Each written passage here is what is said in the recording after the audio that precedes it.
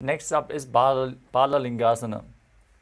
As you interlace your fingers from the outside in Sarva Shankari Mudra and pull one knee up towards your chest. Keep your head, neck and spine in a straight line. Visualize yourself holding a baby and engage all three bandhas. Ekam janurasi alingya sthatavyam balalinganam bhavati. Next up is Pada. Now pull one foot in towards your buttocks, holding it with both hands. As you visualize Swamiji in your inner space, engage all three bandhas. स्थित्वैकस्मिन् पादतले कराभ्यां वेष्टयेत्तनम्.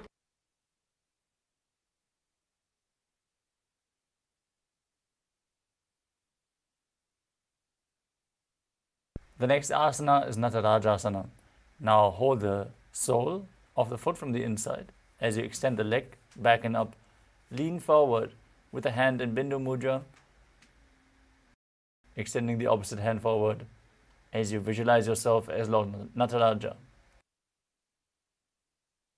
उत्तानपादं क्रौञ्चं च मरीचिं वीरभद्रकम्. Now stand on the other leg as you repeat Balalingasana on the other side. एकं जानूरसि आलिङ्ग्य स्थातव्यं बाललिङ्गनं भवति.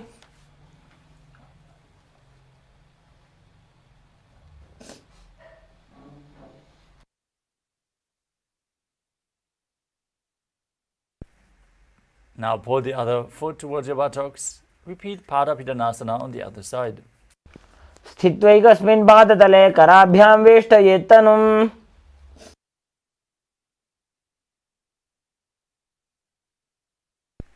Now repeat Natarajasana on the other side. Hold the sole of the foot, lean forward and down. Visualize yourself dancing as Lord Nataraja. उत्तानपादं क्रौञ्चं च मरीचिं वीरभद्रकं नटराजं त्रिकोणं च सुप्ताङ्गुष्ठप्रसारणे.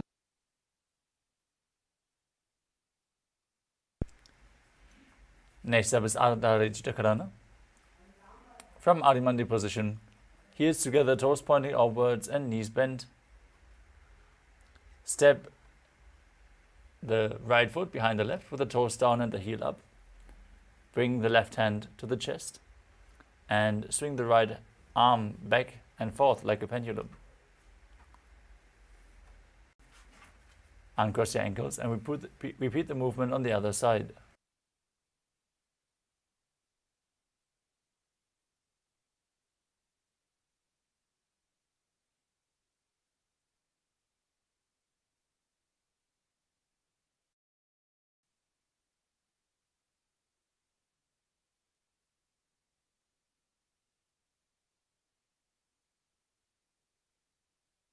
Next up is the skeleton dance. Now, hold the visualization of your bone structure as you shake your body intensely.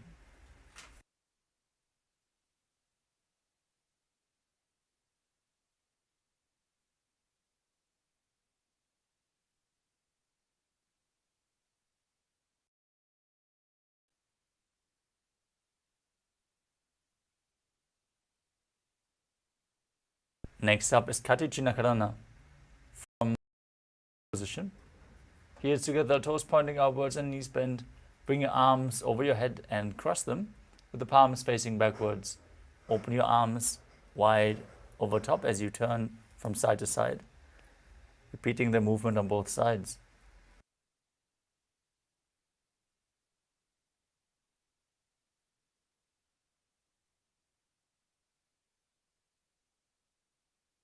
The next asana is Tadasana. From a standing position, rise up onto the toes as you raise your hands up above your head. Visualize yourself as a palm tree as you engage all three bandhas and internally chant the new japa Shivoham. महामुद्राबद्ध कोनो ताड़ासन विभेदकान्. Next up is Uttanasana. From a standing position, lean forward and down, placing your hands flat on the mat if you can. Otherwise, lean down as low as you can. Bring your head towards the knees. as you visualize Swamiji in your inner space and engage all three bandhas, Mahamudra Bandha.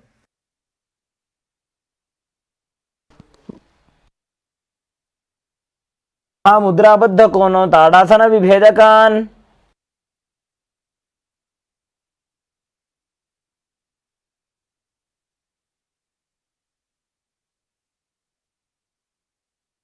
Now keep your hands flat on the mat and step your feet back into a tall plank position. Alternate, rotating your head from side to side as you keep your chin tucked to the chest in Jalandhara Bandha and the Mula Bandha engaged, contracting the perineal floor. Visualize Swamiji as you do so. गजासनवस्थित्वा मस्तकं वारं वारं दक्षिणकुक्षिं सव्यकुक्षिं नजेत्. Now lower your body down onto your stomach. Keep your hands at the chest level and the toes pointed backwards. Now raise your head and shoulders by the strength of your lower back.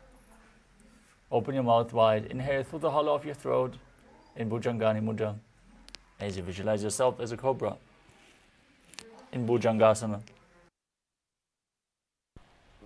अंगुष्ठनाभिपर्यन्तम् अधोभूमौ विनिन्यसेत्. Next up is Shashasana. Now push your body up into the plank position and alternate bringing the knee in to your chest, back and forth. Visualize Swamiji in your inner space. Breathe calmly through your nose into Sahadra Kumbhaka as you perform the Mula Bandha. गजासन संस्थितो जानुद्वयमाकुञ्च वारं वारं कर्तव्यं शशासनं भवति.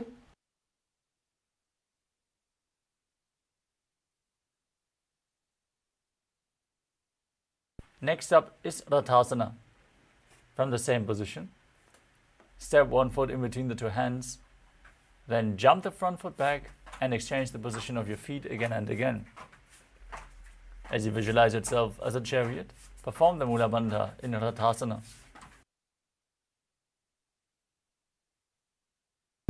गजासन संस्थितो जानुद्वयमाकुञ्च एकैकं पादं पुरोमार्गेण भ्रामयित्वा कर्तव्यं रथासनं भवति. Now rise up into Virabhadrasana as you keep the front toes pointing forward with the knee bent at a 90-degree angle. Step the other leg far back and keep the knee straight, toes pointing outwards. Now raise your arms up above your head, parallel, as you gaze to your third eye and visualize yourself as Lord Virabhadra and perform Uddiyana Bandha and Mudha Bandha. वासिष्ठमथ कौण्डिन्यम् ऊर्ध्वकुक्कुटमेव च.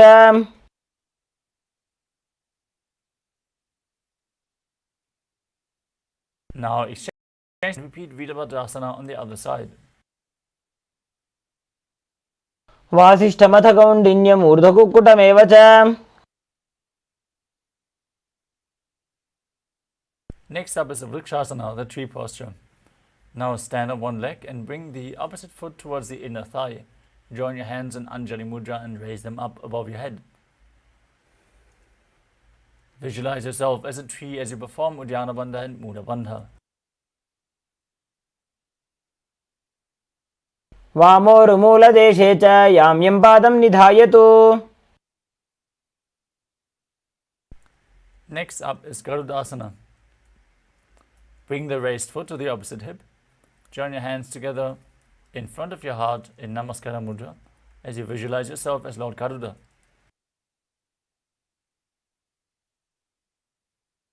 गरुडासनमावक्ष्ये येन ध्यानं स्थिरं भवेत्. Now exchange the position of your feet. Repeat Vrikshasana, the tree posture on the other side.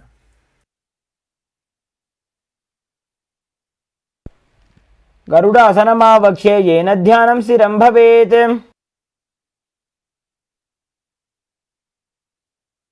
Now bring the foot to the opposite hip. Repeat Garudasana on the other side.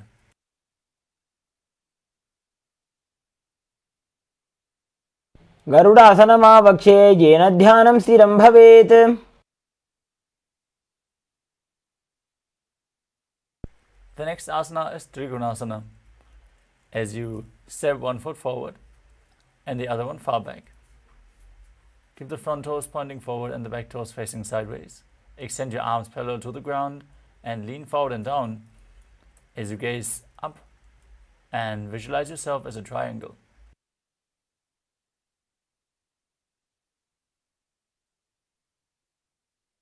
उत्तानपादं क्रौञ्चं च मरीचिं वीरभद्रकम्.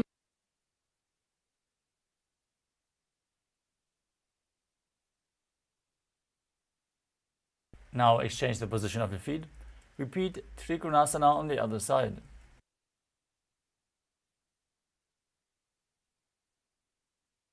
उत्तानपादं क्रौञ्चं च मरीचिं वीरभद्रकम्.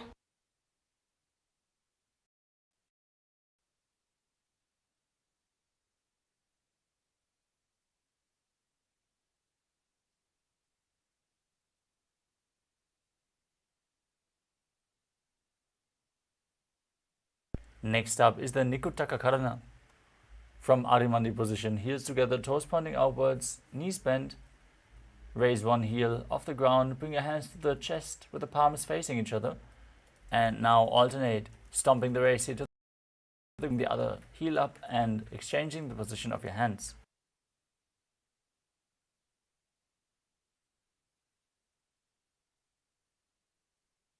Now lower your body down into Angushtasana. Sit on the raised heels as you balance on your toes with the knees joined together off the mat. Bring your hands to the chest in Namaskara Mudra. Visualize Swamiji and start buzzing like a bee on the inhalation in Brahmari Kumbhaka as you internally chant the new japa Sadashivoham in Angushtasana.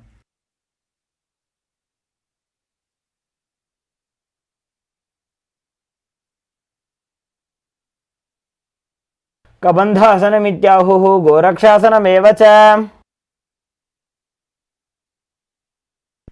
The next asana is Saurasana. Now extend one leg forward with the heel down, toes pointing up. Keep your hands at the side of the body with the palms facing forward in Varamudra, fingertips just touching the ground. Visualize Swamiji in your inner space and perform the Mula Bandha. प्रसार्य एकं पादतलं संस्थाप्य त्वेकपादकम्. Forward and down. As you hold onto the big toes in Prana Mudra, try to hold the back heel as well. Balance in this position and visualize Swamiji in your inner space in Vidhunanasana. गुल्फस्थितो पादमेकं प्रसार्य तत्पादाग्रं संस्पृशेत् तत्करेण. Now exchange the position of your feet and repeat Saurasana on the other side. प्रसार्य एकं पादतलं संस्थाप्य त्वेकपादकम्. Now lean forward and down. Hold on to the big toe and the back heel. Repeat Vidhunanasana on the other side and don't forget to buzz like a bee in Brahmari Kumbhaka.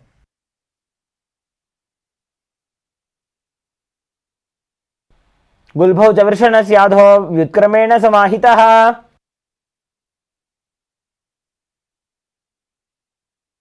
Next up is Brahmajlankushasana. Step your feet back and sit on the raised heels. As you keep a gap between the knees lifted off the ground, place the hands on top of the knees and perform Jalandhara Bandha, the throat lock, Mula Bandha, the root lock. Gaze in between the hands in Shambhavi Mudra, eyes open wide, unblinking, gazing eternally within as you visualize Swamiji in your inner space. दो फणा पाणी होय वैसे AD दो गुदानी वैसे.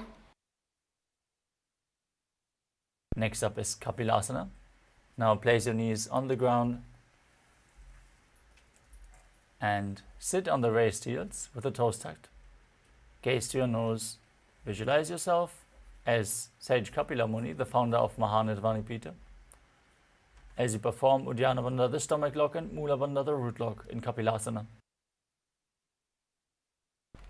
उभय पगतली समटारावे तिनकी माहिली core मिलावे. Next up is Patragodakasana. Maintain the same position with your hands on the thighs Shift your gaze to the third eye, visualize Swamiji in your inner space and perform the Mula Bandha.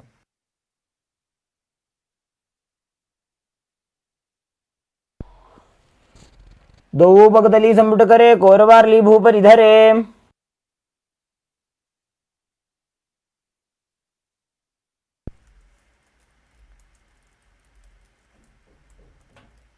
The next asana is Suryasana. Now sit with the toes tucked and the knees open wide. Bring your thumbs and little fingers together.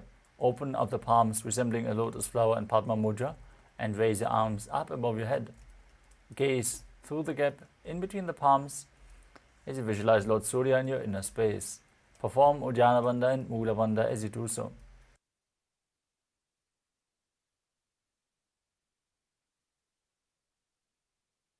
AD दो गुदा तरियाने फना पानी बैठक पुनिठाने.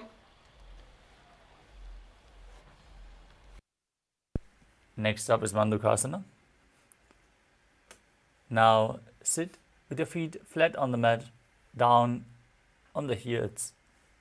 Gaze to your third eye. Keep your tongue pressed up against the palate of the mouth in Manduki Mudra, catching the nectar of immortality with your frog tongue as you visualize yourself as a frog. Perform the Mula Bandha and calmly breathe through your nose in Sahaja Kumbhaka.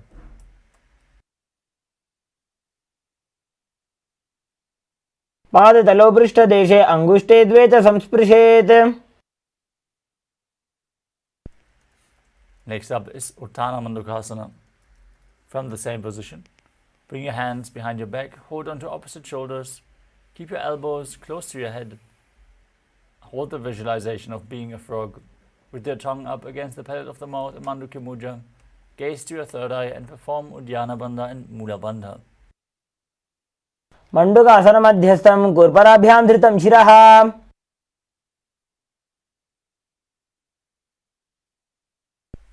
Next up is Simhasana. Now cross your ankles and sit on your feet. As you keep your hands on the knees, open your mouth wide, stick out your tongue, exhale forcefully as you visualize yourself as a lion and gaze to the tip of your nose. दक्षिणं सव्यगुल्फेन दक्षिणेन ततेतरम्. Now uncross your feet behind your back and bring the soles of the feet together, toes pointing backwards as you cross your hands behind your back and hold onto the big toes in Prana Mudra with index and middle fingers.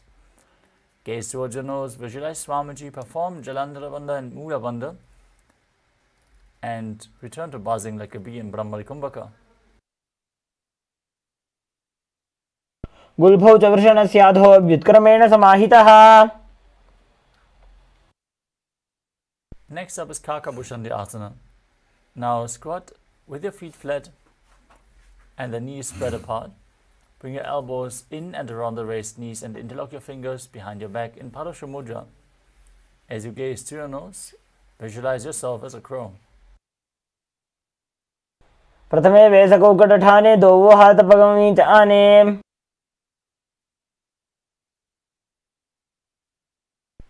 Next up is Kani Pavasana. As you place your palms on the floor, shoulder width apart, bring your knees onto the back of your arms towards your armpits. Lean forward, raise your hips as you lift your feet off the mat. Visualize Swamiji in your inner space and perform the Mula Bandha in Kani Pavasana. आसन को गुण आशी दुष्टा होई तो आछी होई. Next up is Kapali Asana, the first inverted posture of the sequence. If you have any upper back, neck injuries or high blood pressure, take it slow with this asana or any of the inverted postures. If you need support, you can lean against the wall, ask a partner if they can aid you. If you can, from Kapali Asana, from Kani Pavasana, you can place your head directly on the ground. As you place your hands shoulder width apart with the knees on your elbows, raise your hips above your shoulders and straighten your legs up. Gaze towards your nose. Visualize Swamiji in your inner space as you perform the Mula Bandha in Kapali Asana. शीशी शीशा धरती टेकी पगदो वो मिलिवा ऊंचा कुकरे.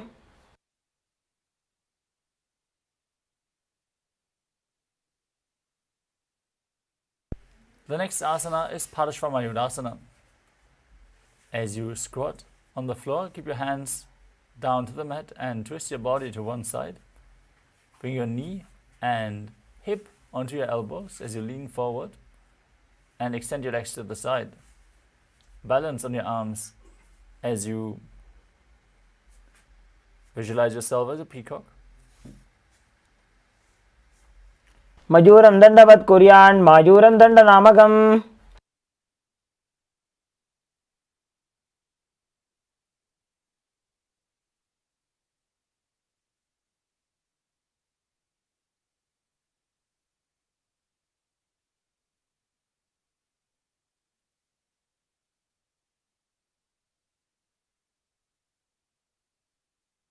Now repeat Parashvamayudasana on the other side.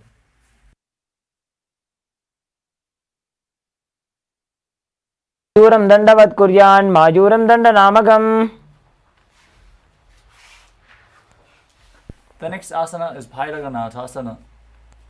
As you keep your hands flat on the mat, shoulder width apart, step one foot outside the shoulder, in between the two hands. Gaze up towards your third eye. Visualize yourself as Lord Kala Bhairava. As you perform the Mula Bandha. And exhale fully in Rechaka Kumbhaka as you hold your breath.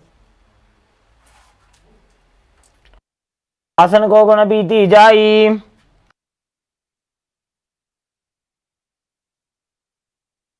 Now step the other foot in between the two hands. As you repeat Bhairaganathasana on the other side, visualizing yourself as Lord Kala Bhairava. आसन को गुण बीती जाई.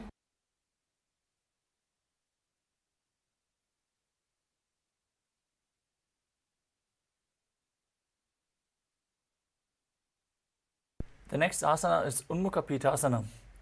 From Tadasvasana, the plank position, place your forearms on the mat.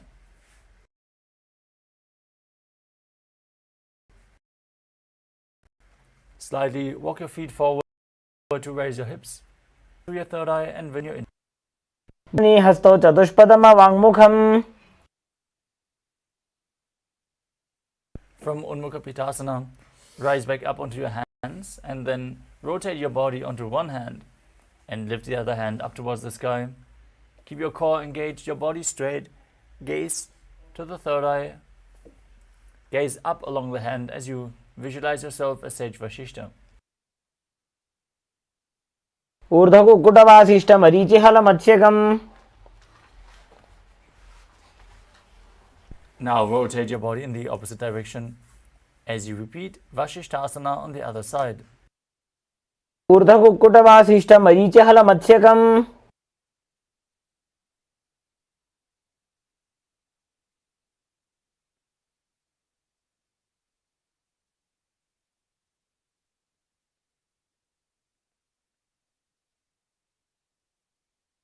Now come to a seated posture with the legs extended forward. Bring your hands beneath the buttocks with the palms facing up. Gaze to your nose. Visualize yourself as Lord Hanuman. Exhale deeply and hold your breath in the Rechaka Kumbhaka as you perform Jalandhara Bandha and Mula Bandha. And internally chant the new japa Mahasada-shivoham in Anjani Asana. दोवु करगी उबई हथेली कोरवारेली मैले भेली.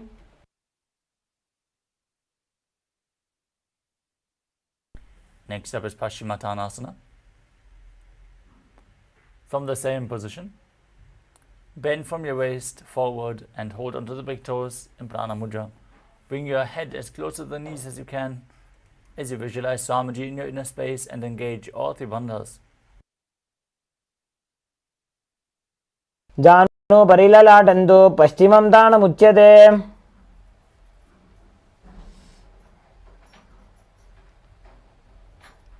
Next up is Ugrasana.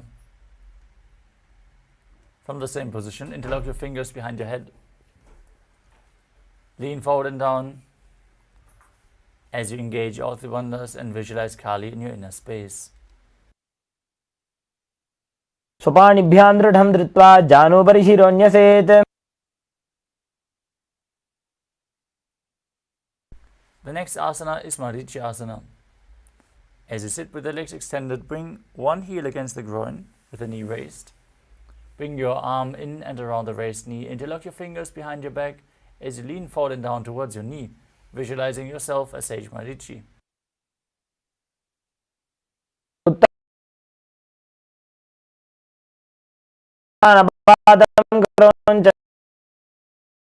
मरीचिं वीरभद्रकम्.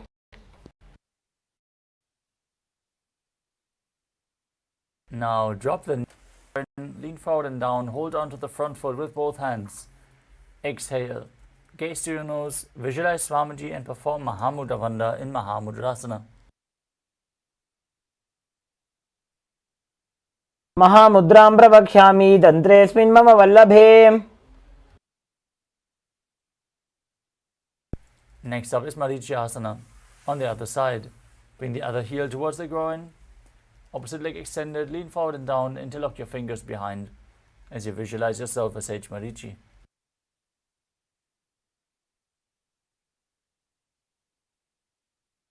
उत्तानपादं क्रौञ्चं च मरीचिं वीरभद्रकम्.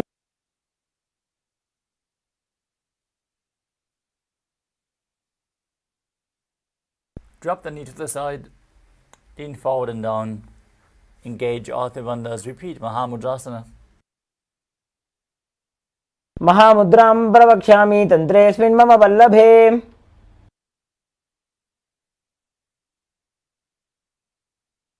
Now place the soles of the feet together in front of your body and hold the feet firmly with both hands as you push your knees down to the ground with the strength of your groin. Gaze to your third eye, visualize Swamiji in your inner space and perform the Mula Bandha in Padadasana too. उल्भौतवृषणस्यादः सीवन्त्याः पार्श्वयोः क्षिपेत्. Next up is Kali Pavasana. From Padadasana, extend your feet away from the body and place your hands on the knees as you gaze to your nose and perform Jalandhar Bandha and Mula Bandha, visualizing Swamiji in your inner space. पूर्व चरपट चौक कख्यो सोजी वाही विधि जो कीजे sooji. Now bring your heels back in towards your perineum. Hold the feet and lean forward and down as you visualize Yoni Mandala, the visual representation of Devi Paramashiva Shakti, projected on the screen. Gaze to your nose and perform the Mula Bandha. Joni Asana. वो पगदली संपुट करे सोले मेढ आगा में धरे. Next up is Midaki Pavasana. As you sit and keep your heels together and the toes apart, feet extended away from the body. Extend your arms out to the side and lean forward and down as you place your forehead down to the ground behind your heels. Gaze through your nose and visualize Swamiji in your inner space as you perform the Mula Bandha. पूर्व विधि परिपगदली संपुट शोल एडी मिली राशे.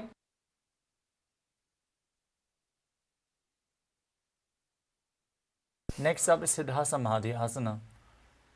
Now bring your legs back in towards the body.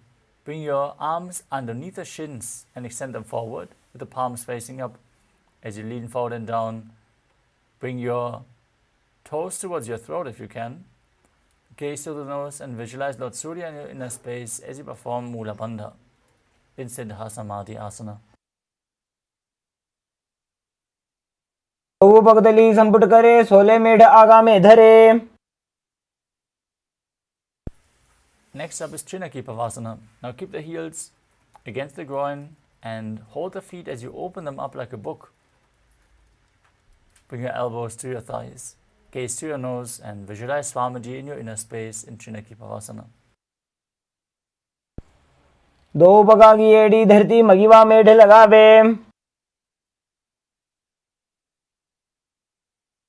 Next up is Charapata Jokasana. As you keep your hands on top of the knees with the heels close to your groin, Gently push the knees down towards the mat. Gaze to your third eye. Visualize Swamiji in your inner space and perform Uddiyana Bandha and Mula Bandha.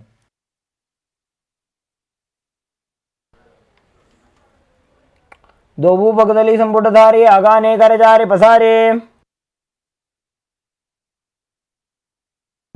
The next asana is Bhairavasana. With the soles of the feet together in front of your body, lift the heels up and bring the toes down. You can use the support of your hands if needed. Then place the hands on the respective knees, gaze to your third eye and visualize yourself as Lord Kala Bhairava as you perform Uddiyana Bandha and Mula Bandha.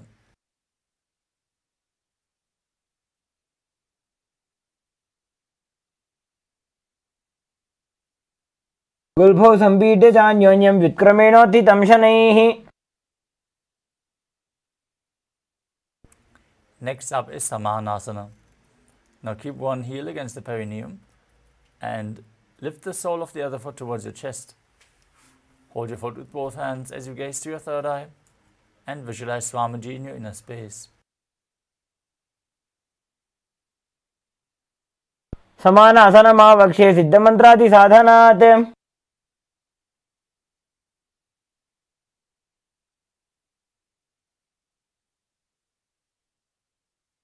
The next asana is Apanasana. Now bring the one foot over the respective shoulder as you extend the opposite leg forward, hands at the side of your body. Gaze up towards your third eye as you visualize Swamiji in your inner space. केवलं पादमेकं च स्कन्धे चारोपि यत्नतः.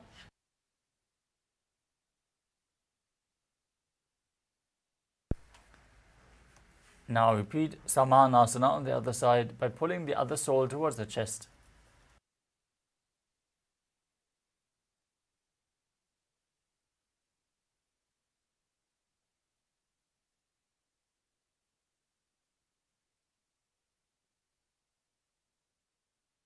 समानासनमावक्ष्ये सिद्धमन्त्रादिसाधनात्. Now repeat Apanasana on the other side. Bring the other foot over top of the respective shoulder with your opposite leg extended up. केवलं पादमेकं च स्कन्धे चारोपि यत्नतः. Next up is Gomukhasana. As you stack your knees in front of the body with the heels close to the hips, place your hands on top of the knees in Padusha Mudra. Gaze to your third eye, gaze to your nose, visualize the face of a cow. As you start breathing in Siddhkari Kumbhaka, hissing through your teeth as you keep your tongue up against the palate of your mouth without touching the teeth. Internally, chant the new japa, Om Nithyanandoham.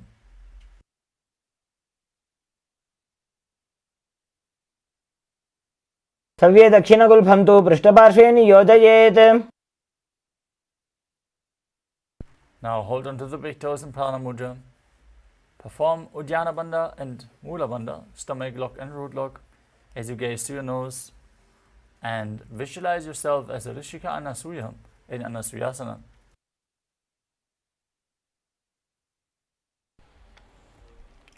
दक्षिण गोड़ों नीचे उठाने, बाहों ताके ऊपर आने. Now interlock your fingers behind your body and lean forward and down as you bring your chest down to the thighs, chin over the knee, nose to the ground. Gaze to your nose and visualize yourself as Rishika Anasuya in Anasuyasana too.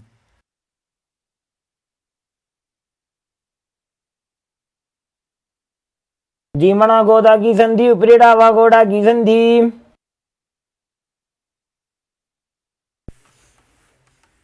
Next up is Garudasana too. Now bring your heel against the perineum and the other foot flat on the ground in front of you. Place your hands on the knees. Visualize yourself as Lord Garuda as you gaze to your nose and perform the Mula Bandha. डाबो पगमोडी एडी माहिलो गुल्फमूल द्वारनी चैदे.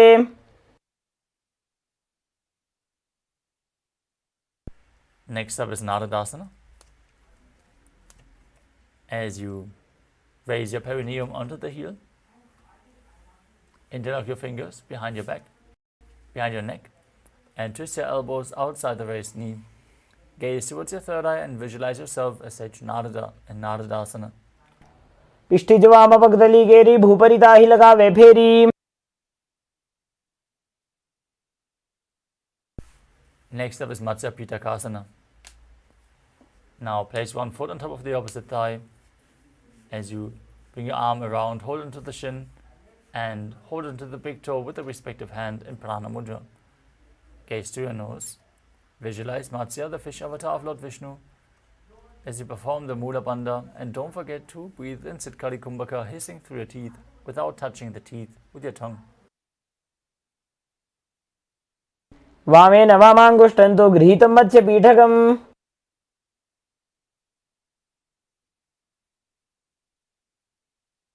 Now repeat Gomukhasana on the other side. Stack your knees, put the other knee on top, interlacing your fingers on both knees, visualizing the face of a cow represented in the name of the asana, Gomukhasana. सव्ये दक्षिणगुल्फं तु पृष्ठपार्श्वे नियोजयेत्.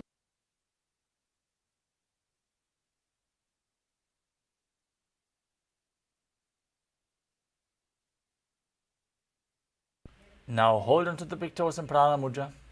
Gaze to your nose and engage Uddiyana Bandha and Mula Bandha in Anasuyasana on the other side. दक्षिण गोड़ों नीचे उठाने, वावों ताके ऊपर आने. Interlace your fingers behind your back, lean forward and down. Bring your nose to the ground in Anasuyasana too. जीमणा गोदा की संधि, उपरीड़ा वा गोड़ा की संधि. Now repeat Garudasana too as you bring the other heel against your perineum, opposite foot flat, knee raised, hands on the knees, and visualizing yourself as Lord Garuda with big wings on your back. అవోపకమోడి ఏడి మాహిలో గుల్భమూల ద్వార్ని చైదే.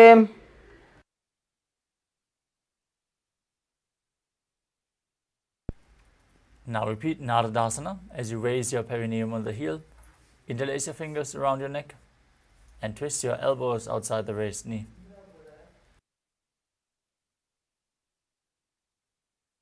पिष्ठज वाम पगदली केरी भूपरिता ही लगावे फेरी.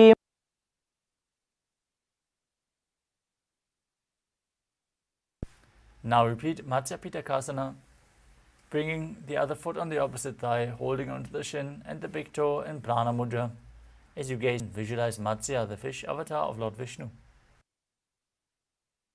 Women वामांगुष्टं तु गृहीतं मत्स्य पीठकम्.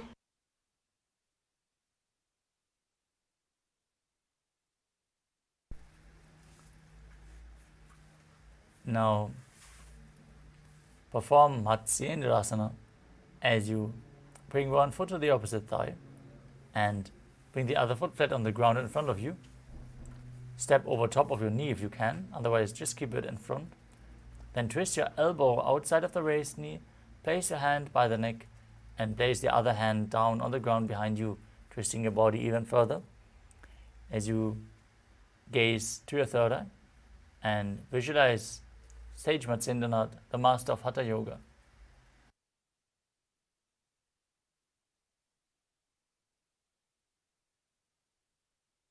तरं पश्चिमाभासं कृत्वा तिष्ठति यत्नतः. From Matsyendrasana, extend your arm down towards the foot. Hold on to the big toe in Prana Mudra as you hold your other ear with your hand. Gaze to your third eye and visualize yourself as a camel in Kubasana. आसन को गुण झोलो जाए.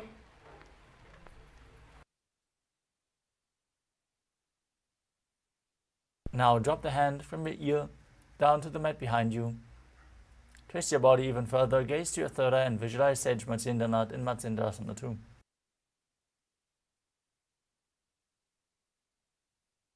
मत्स्येन्द्रपीठं जठर प्रदीप्तिं प्रचण्ड रुक्मण्डल खण्डनास्त्रम्.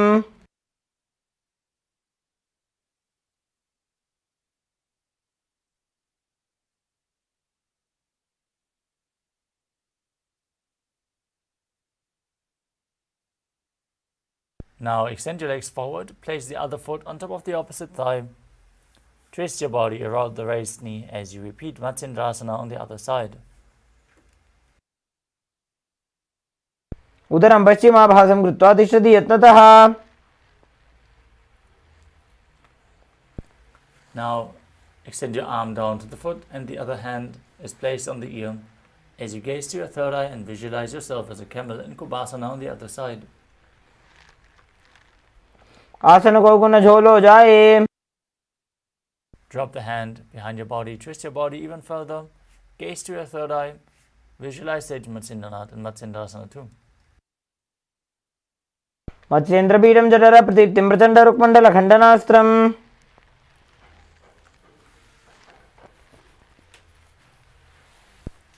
Next up is Padmasana too. Padmasana. Place your feet on top of opposite thighs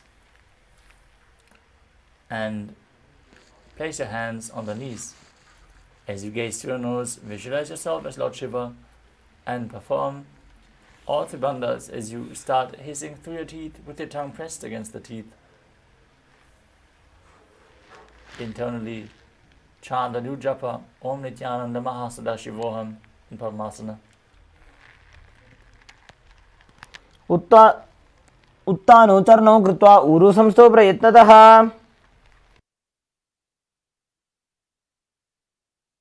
Next up is Padmasana too.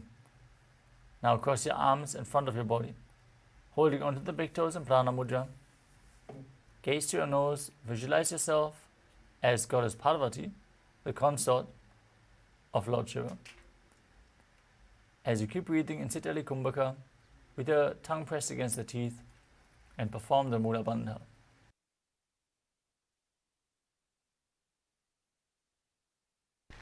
उत्तानो चरणौ कृत्वा ऊरु संस्थो प्रयत्नतः.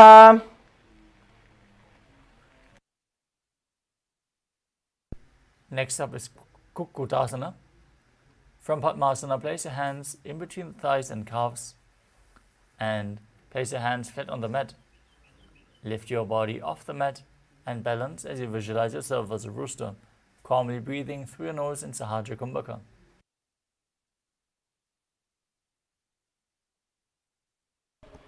पद्मासनं सुसंस्थाप्य नान्वोरोरन्तरे करौ. Still in Padmasana, rise up onto your knees. Place your hands in front of you with the fingers pointing backwards. Lean onto your elbows. Find balance and lift your knees off the mat as you visualize Swamiji in Badhakikyasana. धरामोष्टभ्यकरद्वयेन तत्कोर्परि स्थापितानाभिपार्श्वः. Next up is Mayurasana. Similarly, with your hands on the mat in front of you, fingers pointing backwards, lean onto your elbows and extend your legs straight and up as you find balance on your arms in Mayurasana, visualizing yourself as a peacock. अथ पक्षे Mahadev मयूरासनमुत्तमम्. Now lay your body flat on the mat. As you bring your forehead to the mat, interlock your fingers behind your neck and keep your toes pointing outwards as you visualize yourself as a crocodile and perform the Mula Bandha in Makarasana. अध्यासशेते हृदयं निधाय भूमौ च पादौ च प्रसार्यमानो.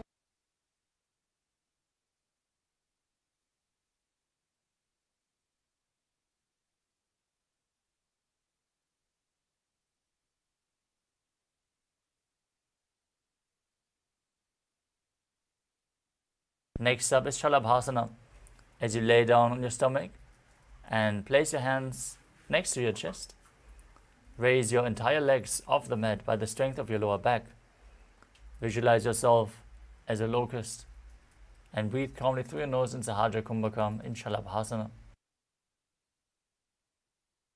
अध्यासशेते करयुग्मवक्षो भूमिमवष्टभ्यकरयोस्तलाभ्याम्. Now hold onto the feet and pull them outside the hip. Pull them as close to the ground as you can as you visualize yourself Ustrasana. अध्यासशेते पदयुग्मव्यस्तं पृष्ठे निधायापि धृतं कराभ्याम्. Next up is Dhanurasana. As you lay on your stomach, holding onto the feet, backing up as you lift your shoulders and head. Gaze up towards your third eye as you visualize yourself as Pinaka, Lord Shiva's bow. Perform the Mula Bandha as you do so. प्रसार्य पादौ भुजदण्डरूपौ करौ च पृष्ठे धृतपादयुग्मम्.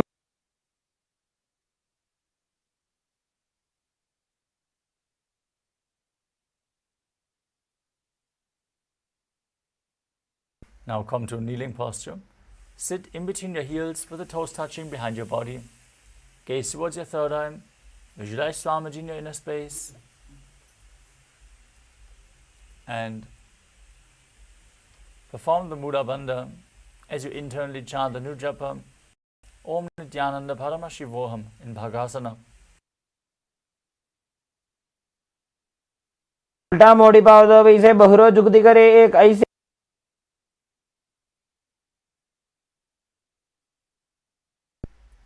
Next up is Gohi Asana, the next inverted posture of the sequence. Set yourself up in front of a wall if needed. Now place your forearms on the mat, elbows shoulder width apart. Interlock your fingers in Padasana Mudra. Place the crown of your head to the mat. Hold your head with your hands, walk your feet forward, raise your hips. As you gaze to the nose and visualize Swamiji in your inner space. And pull your knees in towards your chest in Gohi Asana. दो हाथ की कहुनी जोई पुनः कलाई जाने दोई. From Gohi Asana, extend your legs up straight into Shirshasana. Gaze to your nose. Visualize Swamiji in your inner space and perform the Mula Bandha. विपरीतं मण्डलं च द्विधैव विदितं हिनः. Gently lower down your legs. Come to a seated posture with the legs forward. Have a sequence of rapid exhalations through the nose in Bhastrika Kumbhaka as you contract your stomach and push the air out again and again. Now lift your legs behind the calves, extend it forward and up. Bring your head in towards the knees as you bring your legs vertical. Visualize Swamiji in your inner space in Podhyasana. दो हाथ पग बाहर आने घोड़ा तरे काकसी ठाने. Keep rapidly exhaling in Bhastrika Kumbhaka as you extend your legs forward and up at a 45-degree angle. Bring your hands behind your back, hold onto opposite shoulders, and gaze to your third eye as you visualize yourself as a mace in Padikasana.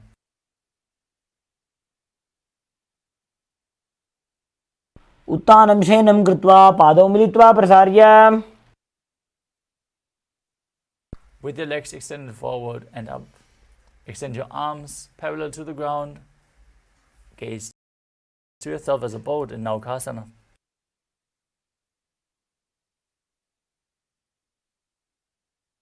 उत्तानं शयनं कूर्पराभ्यां भूमिमवष्टभ्य. Next up is Rudrasana. As you sit and lift your feet up, scoop your hands below and pull them in towards your chest. Balance as you keep rapidly exhaling. Gaze to your nose and visualize yourself as Lord Rudra. पगदली संपूट करी हाथस्योपग उचाई. Now breathe calmly as you lay down on your back. With the feet flat, knees raised, hands by the heels. Gaze to your nose. Visualize Swamiji in your inner space and perform Mudra Kumbhaka. As you keep Jalandhara Bandha engaged, the chin tucked to the chest and push the air out through the throat lock in a controlled manner. Intensely pushing the Kundalini Shakti up along the spine and leading to a state of swooning in Unmukha Pittasana too.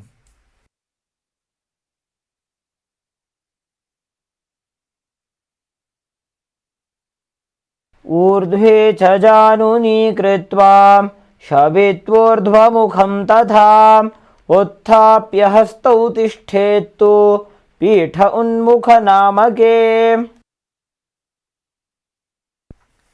Next up is Shivasana. Now lay down completely flat with your hands by the side of your hips, palms facing up. Form Shakti Chalan Mudra as you forcefully pull the Kundalini Shakti up along your spine. Relax, completely unclutched from any micro movements of the body and mind.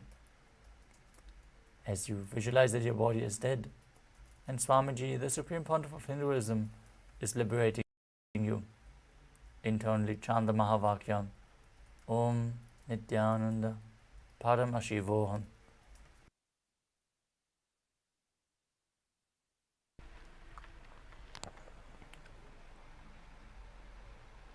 उत्तानं शववद्भूमौ शयनं तु शवासनं शवासनं शान्तिहरं चित्तविश्रान्तिकारकम्.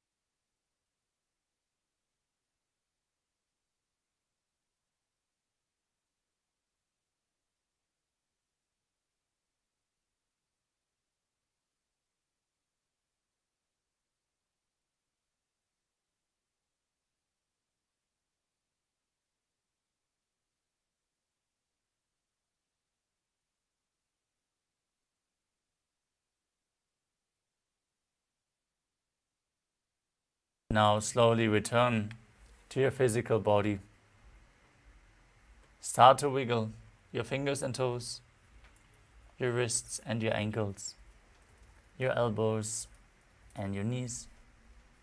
Pull your knees up towards your chest. Start to rock your body from side to side and sit up.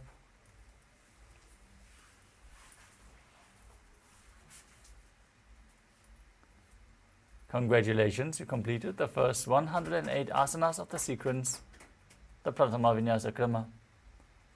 We're now going to move on to the next asana of the sequence. Before that, we would like to request all the participants to please keep your camera switched on. Make sure you're visible on camera with your room properly lit. This is a security measure, so please follow along with the guidelines.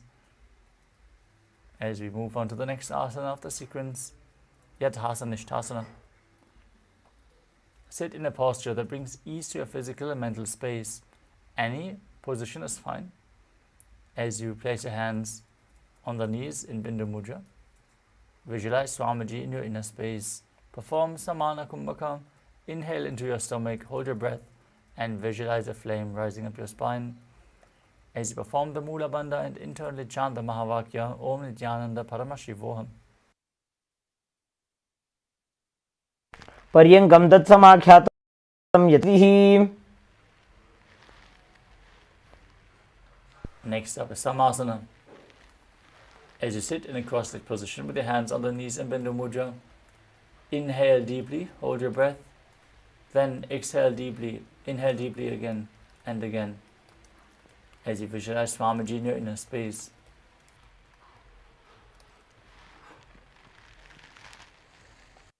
इदानीं गर्भिणीनां योगाभ्यासो यथा लघु.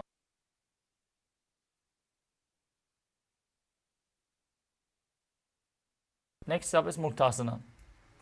Now place the left foot against the genital region and the right foot over top of the left. Keep your hands flat on the knees, gaze towards your nose, and visualize yourself as a sage liberated by the Supreme Pontiff of Hinduism.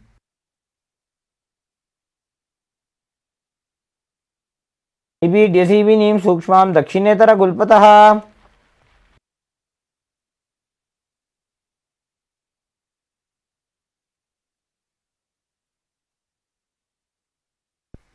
Next up is Siddhasana. Now maintain your feet in the same position and shift your gaze to the third eye as you visualize Swamiji in your inner space. स्थानुसंयमितेन्द्रियोचलदृशा पश्यन् भ्रुवोरन्तरं चैतन्मोक्षकपातभेदजनकं सिद्धासनं प्रोच्यते. Next up is Siddhyasana. As you maintain the same position as in Siddhasana,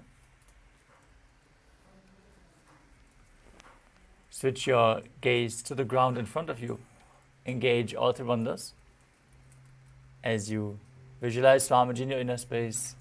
Keep breathing in Samana Kumbhaka.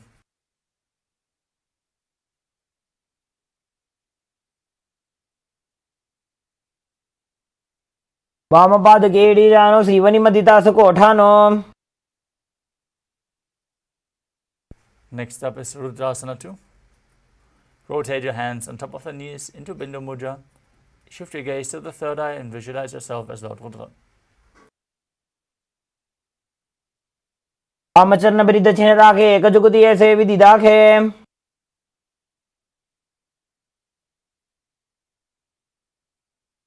Next up is Sandha Dhurnasana.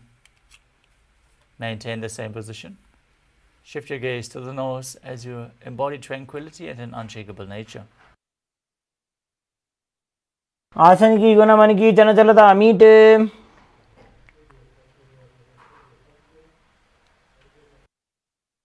Next up is Siddhasana 2.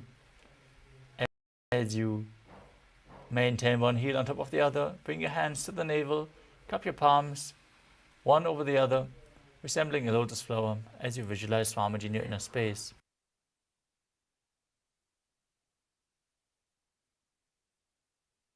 ऋजुकाय समासीन सिद्धासनमुदीरितम्. The next asana is Bandha Yoni Asana. Maintaining your legs in the same position. Set the sankalpa to manifest the womb of creation and get ready to enter Shanmukha Mudra. Exhale deeply, perform the Mula Bandha. Push all the air out as you close your mouth with ring and little fingers, the nostrils with the middle fingers, the eyes with the index fingers, and the ears with the thumbs.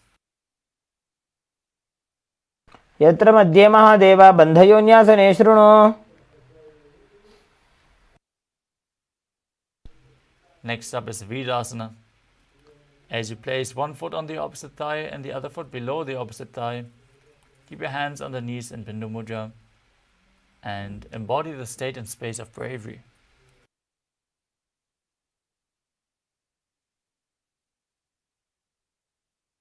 एकं पादमथैकस्मिन् विन्यस्योरुणि संस्थितः.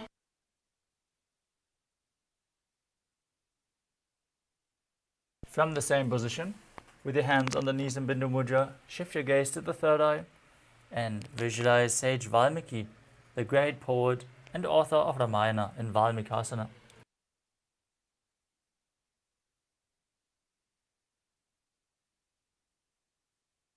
डावा पग की पगतली पुनिएड़ी है Zoya. Next up is Joni Mudra. From the same position, rotate your hands on top of the knees, keep them flat on the knees as you gaze to your nose and visualize Yoni Mandala, the visual representation of Devi Paramashiva Shakti.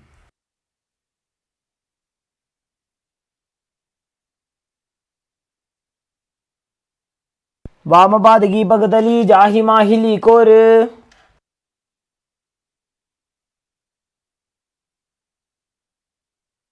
Next up is Yoni Asana. Maintain the same sitting posture as you shift your gaze to the third eye. Keep visualizing Yoni Mandala. योन्यासनं पर्वतेन योगं योगफले निलम्. Next up is Vajrasana 3. As you bring the soles of your feet together, heels close to your perineum, hold your feet with both hands, push the knees down, gaze to your nose and visualize yourself as Lord Veerabhadra as you perform Uddiyana Bandha and Mula Bandha. गुल्भौ च वृषणस्यादः सीवन्त्याः पार्श्वयोः क्षिपेत्.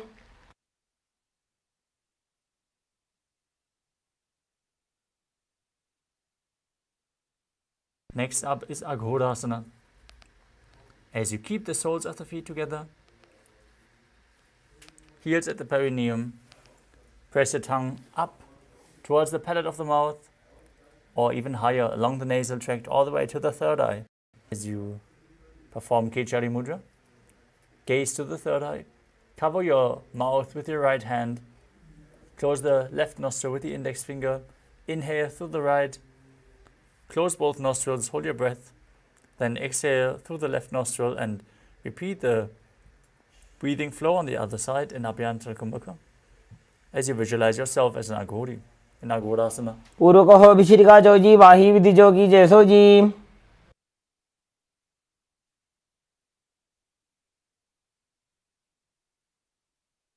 Next up is Kanadipavasana. As you bring the feet together in front with the toes together and the heels apart, place your elbows on the heels and hold your chin with both hands. As you lean forward and down, perform Uddiyana Bandha and Mula Bandha. Exhale fully, gaze to your nose and visualize yourself as a female elephant drinking water. ग्वाली पावा आसन कक्ष्यो है जैसे जाहू में जाने विधि तैसे.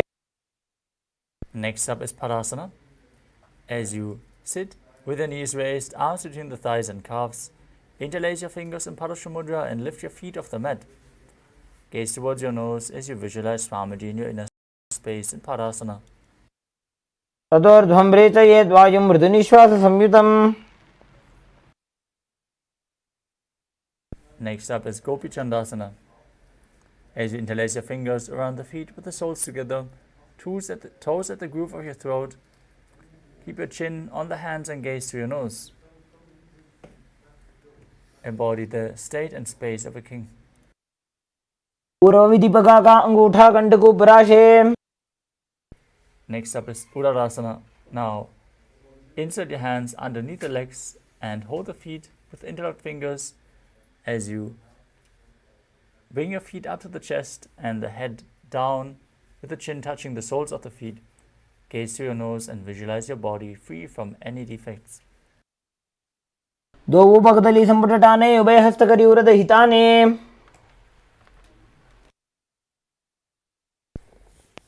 Next up is Vishishtasana. As you still hold onto the feet, raise them up in front of your face. Keep the interlocked fingers in front of your forehead as you visualize yourself excelling in everything. दो भगदली जोड़ी संपुट करे. Next up is Pujasana. As you sit with both legs raised over top of the respective shoulders, bring your arms underneath the legs and up, interlacing your fingers around the back of your neck. Now visualize yourself as a cobra as you perform the Mula Bandha. शिरासनं तु विज्ञेयं कक्षासनम् अतः परम्. Next up is Kalyanasana. As you maintain a seated posture, raise your legs up and bring your elbows under the knees and wrap them around behind your back, holding on to the opposite hands. Gaze to your nose as you visualize yourself as a beautiful, auspicious goddess. दो हाथ भगवी च आने तिनको गोड़ानी चेठाने. Next up is Sankadasana. As you sit with the top of the left foot on the mat, sit down on the left heel. Stack the right leg over top, the knees stacked at the front. As you place your hands on opposite knees, visualize yourself as an elegant swan and gaze outwards in Vaishnavi Mudra without focusing any external objects, only focusing the object within. Visualize yourself as an elegant swan as you breathe in Ujjayi Pranayama, making an ocean-like sound with your mouth.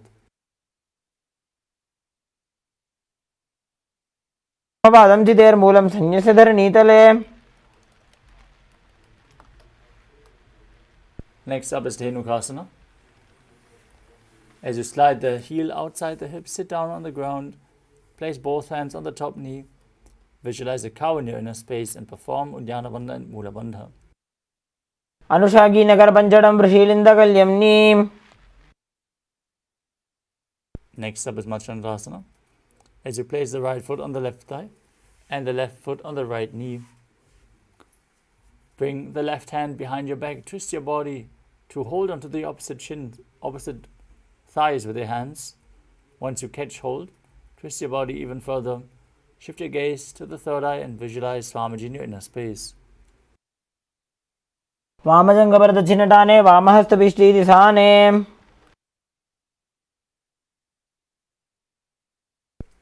Next up is Machandrasana 2.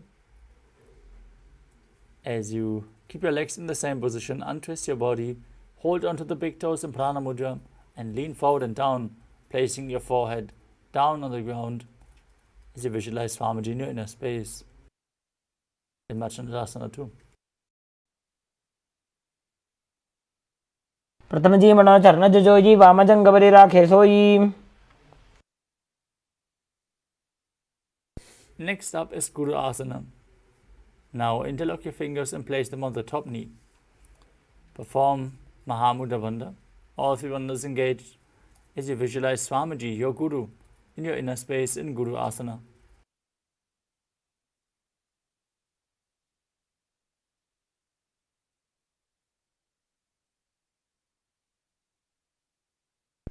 Next up is Sankatasana on the other side.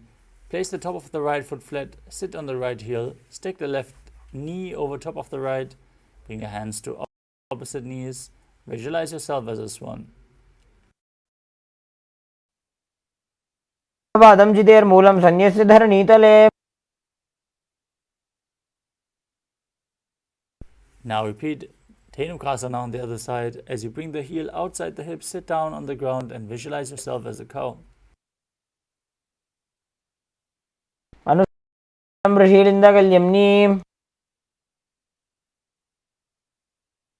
Now repeat Machandrasana on the other side. As you bring the left foot to the right thigh, right foot on the left knee, twist your body and hold on to opposite shins, opposite thighs, as you visualize Swamiji in your inner space.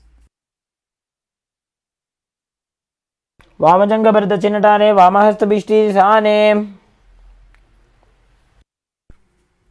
Now untwist your body, hold on to the big toes as you lean forward and down, repeating Machandrasana 2.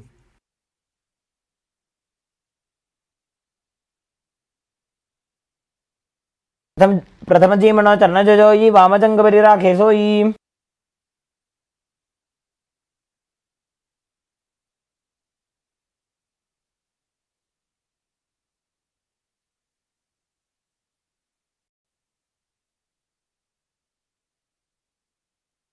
Now repeat Guru Asana as you place interlocked fingers on the knee and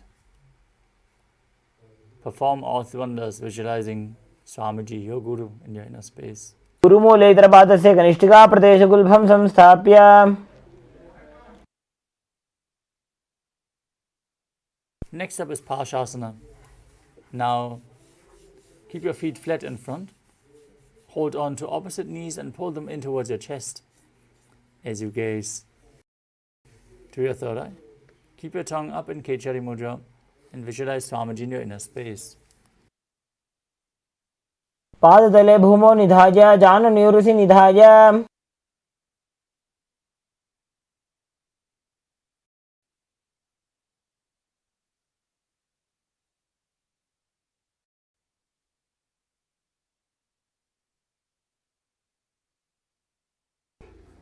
Next up is Bodha Shukasana. From the same position, place your chin onto the knees, gaze to your nose, and visualize being in an abode of bliss in Bodha Shukasana. द्वौ भगदली भूपरिधरे कोरमाहिलीये शेखरे.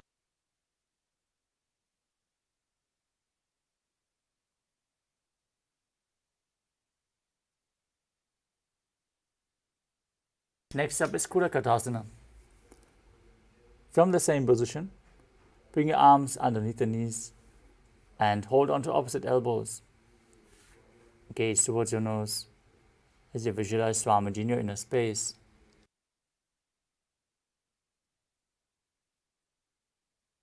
दो हाथ पग बाहर ल्यावे, घोड़ा नीचे ले टहरावे.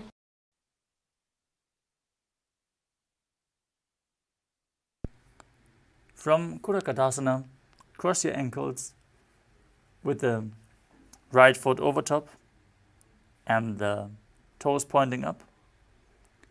Visualize the great sage of Maharishi Sumati as you gaze through your nose in Sumati.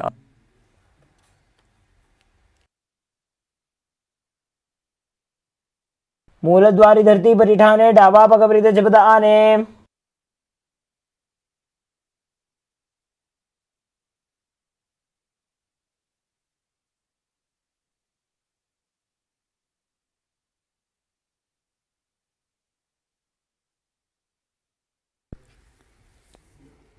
Next up is Dandasana.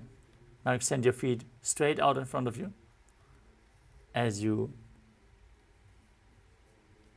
extend your arms up. Interlock your fingers with the wrists pointed outwards. Perform all three bandhas, gaze to your nose and visualize Swamiji in your inner space.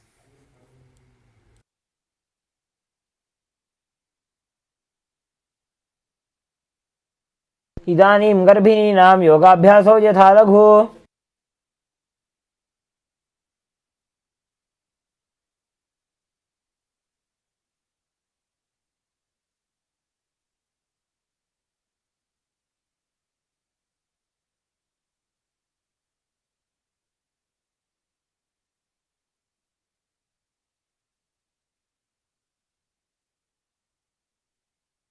Next up is Arambhasana.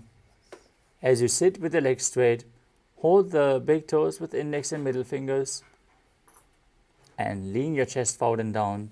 Bring your head to the knees as you inhale through one nostril, exhale through the right alternately. Visualize Swamiji in your inner space as you perform Nadi Shodhana without using the support of your hands, cleaning your तो वो पग मिलीवा पसारी पगा का अंगूठा पकड़ी लीलाट घोड़ा लगावे.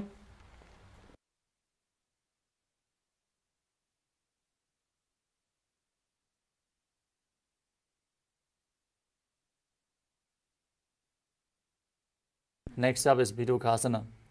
As you sit with the legs straight, extend your knees slightly up. Keep one hand distance between the heels. As you lean forward, bring the arms in and around the legs as you hold the soles of the feet from the outside. Gaze to your third eye and visualize Swamiji in your inner space.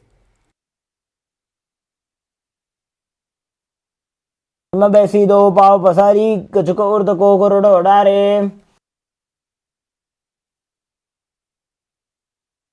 Next up is Jalandharibhasana. As you extend both legs forward, bring your arms underneath the shins with placing your head on the heels. Gaze to the nose and visualize Swamiji in your inner space.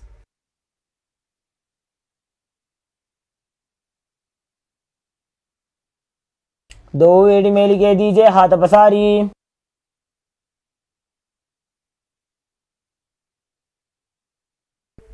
Next up is Urdhva Paschimottanasana.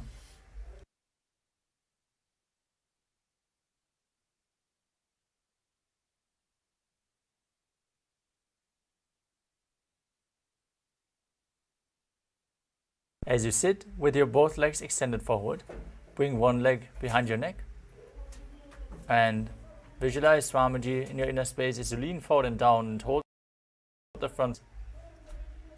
Perform the Mula Bandha and breathe in Pratyahara Kumbhaka.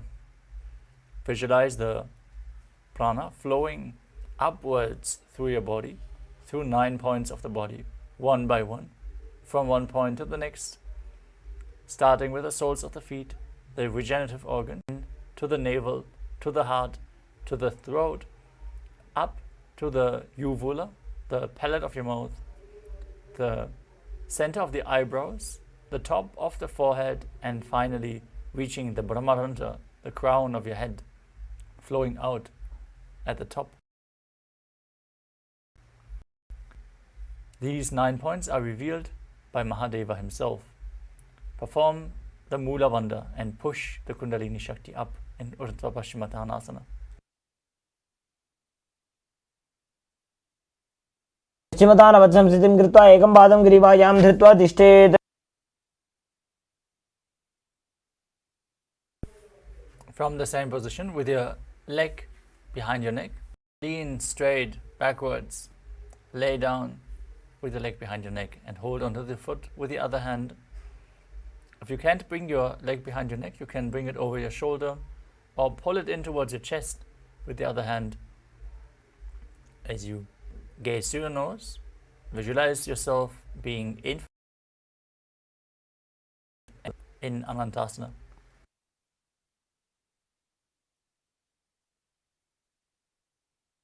एकैकं पायिग्रीवायां विन्यस्य.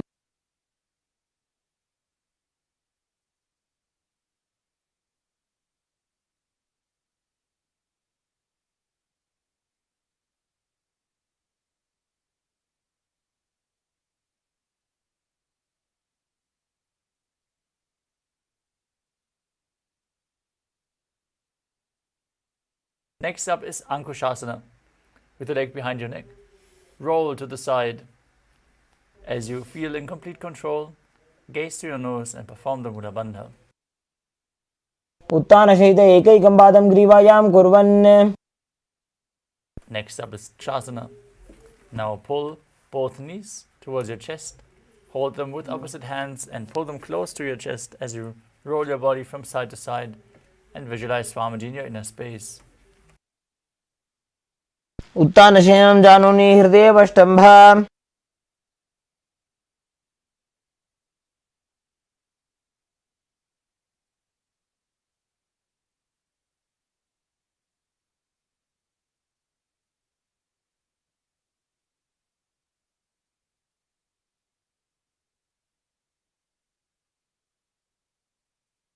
Now repeat Urdhva Paschimottanasana on the other side.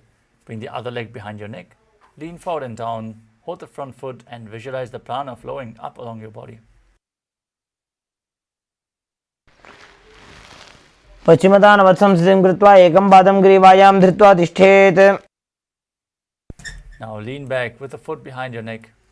Hold onto the foot with the opposite hand as you straighten your spine and lay down, visualizing yourself as being unending in Anantasana.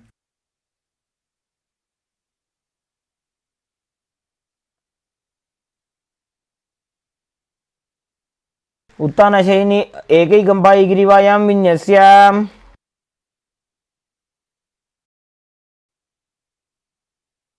Now roll onto the side, feel in complete control in Ankushasana. उत्तानसहित एकैकं पादं ग्रीवायां कुर्वन्. Next up is Yoga Nidrasana. As you lay on your back, one by one, bring your legs behind your neck and then interlock your fingers behind your back as you gaze to the nose and visualize Swamiji in your inner space. अभ्यां वेष्टयेत् कण्ठं हस्ताभ्यां पृष्ठबन्धनम्.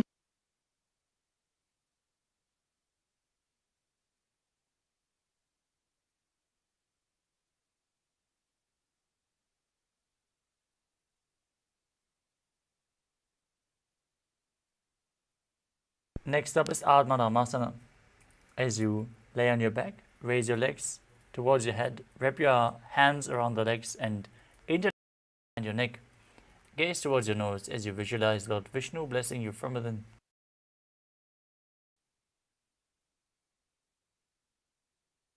Ram आसन प्रथमसु धोसोबे.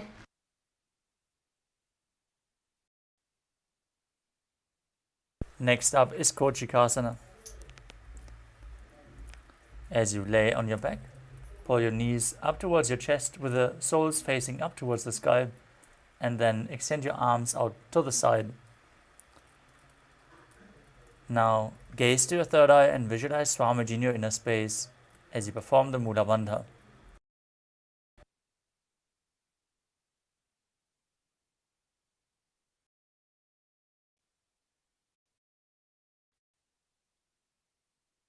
दो हाथ सीधा सा करे, 300 बेसपा करे.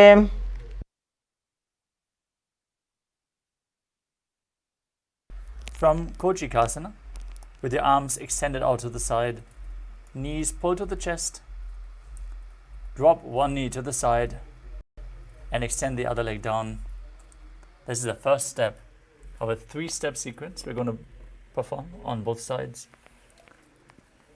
Now bring both knees bent to the side, extend both legs to the side and hold the feet, gaze away from the feet.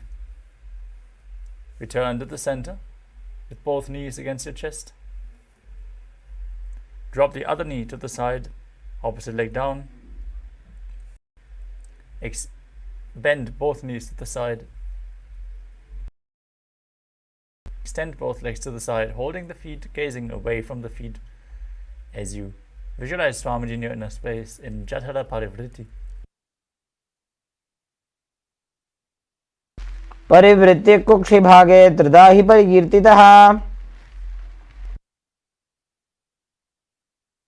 Next up is the Dvipadapitam. As you lay on your back, hold your ankles with your hands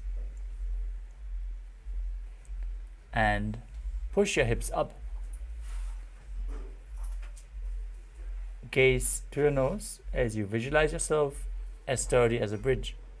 Perform Murcha Kumbhaka, engaging Jalandhara Bandha and exhaling fully as you keep Jalandhara Bandha engaged. प्रतिक्रियायुतं द्वन्द्वपीठः सर्वबलप्रदम्. Next up is Paryankasana. With your feet flat on the mat, bring your hands over top of your head to bring them on the mat as well, with the fingers pointing towards your feet. Now push your entire body off the mat as you visualize yourself as sturdy as stone furniture, breathing calmly through your nose in Sahaja Kumbhaka.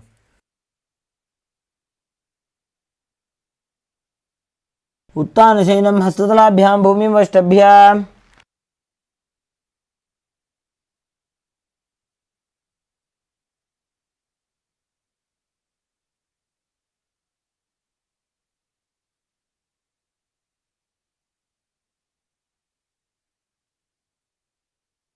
Next up is Shrotanasana.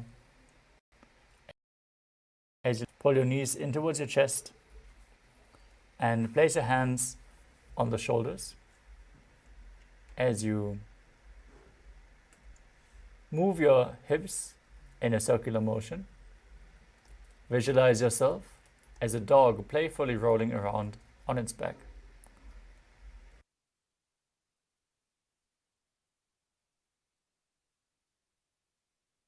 उत्तानवत् शरीरं संस्थाप्य जानुनी सम्मील्य नाभोवाणीय.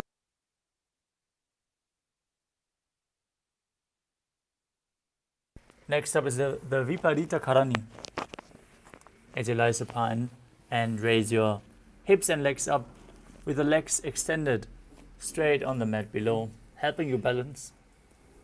Move your legs in a circular motion and visualize Swamiji in your inner space.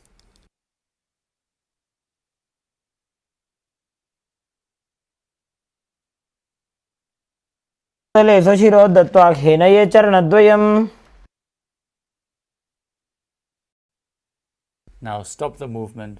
Be straight in this position in Viparita Karani too. विपरीताख्या सर्वाधिव्याधिनाशिनी.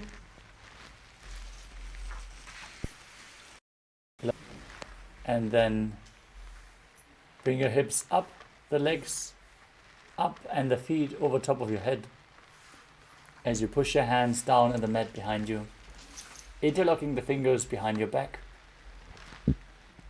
as you visualize yourself as a plow in Langalasana. Perform Jalandhara Bandha and Mula Bandha.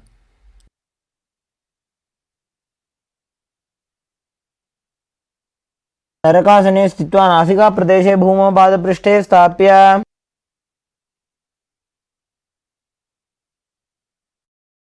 Next up is Shaita Paschimottanasana. From the same position, hold on to the feet. Keep your arms and legs straight. This is one of the 84 asanas revealed directly by Lord Paramashiva himself. Visualize Paramashiva in your inner space as you internally chant Om Nithyananda Paramashivoham. आनं शयित्वात् कुर्वीत शयितपश्चिमतानकम्. Next up is Supta Konasana. From the same position, bring your hips over the shoulders as you spread your legs wide. Visualize Swamiji in your inner space as you perform Jalandhara Bandha and Mudha Bandha.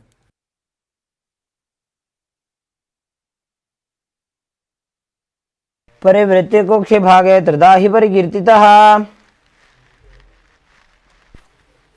Next up is Chakrasana.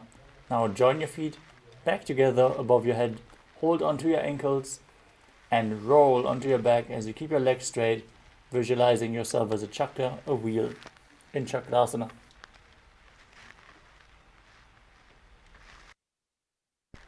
शवासनस्तद्वौ पादौ कुर्यान्मस्तकतः परौ. Next up is Supta Prasarita Parangushtasana. As you lay on your back, keep your legs straight above your body and hold onto the big toes in Prana Mudra. Then perform the Mula Bandha and breathe in Ujjayi Pranayama. Make an ocean-like sound with your mouth as you inhale, as you visualize Swamiji in your inner space.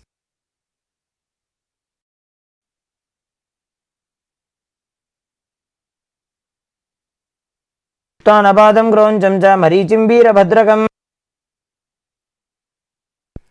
Next up is Supta Parangushtasana. Now join your feet together above your body and hold onto the big toes in Prana Mudra with your arms straight. Visualize Swamiji in your inner space as you do so. उत्तानपादं क्रौञ्चं च मरीचिं वीरभद्रकम्. Next up is Matsyasana. From the same position, cross your legs into Padmasana. Bring your legs flat down to the mat and hold on to opposite elbows over top of your head. Relax in this posture as you gaze through your nose and visualize Matsya, the fish avatar of Lord Vishnu in Matsyasana. मुक्तपद्मासनं कृत्वा उत्तानशयनं चरेत्.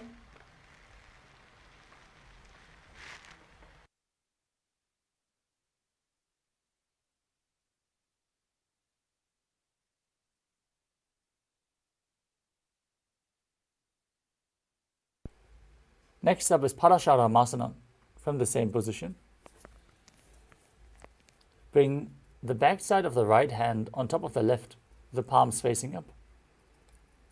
Above your head, gaze towards the nose as you visualize Lord Rama in your inner space.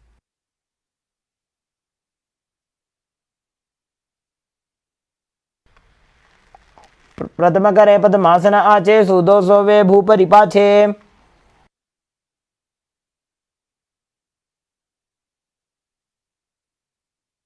Next up is Sarvangasana. As you lay on your back with your legs in Padmasana, place your hands on the hips and raise your hips and legs up above your body. Keep your elbows on the ground for support. Gaze to the nose and visualize Swamiji in your inner space as you perform Jalandhara Bandha and Mudha Bandha. वक्षेत्र संक्षेपात् सर्वांगासनमुत्तमम्.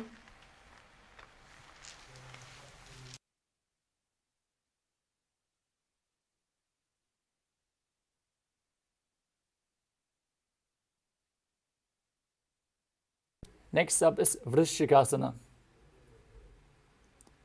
As you lay on your back, bring one foot over top of the opposite thigh.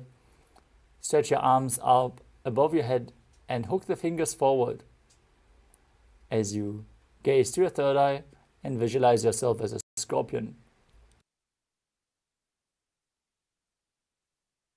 प्रथमशयन सुधो शीशिकेशिके सन्धि सुदाखे. Now repeat Vrishikasana on the other side by bringing the other foot on top of the opposite thigh. प्रथमशेन सुधो शीर्षकेशिकी संधि सुदाखे. Next up is Vrishaparakshitasana. As you interlock your fingers behind your neck, stretch your legs up. Keep them off the ground as you alternate, bringing them in towards your chest, back and forth. Visualize Swamiji in your inner space and breathe calmly in Sahajra Kumbhaka. Don't let the movements take away the control over your breath. Breathe calmly.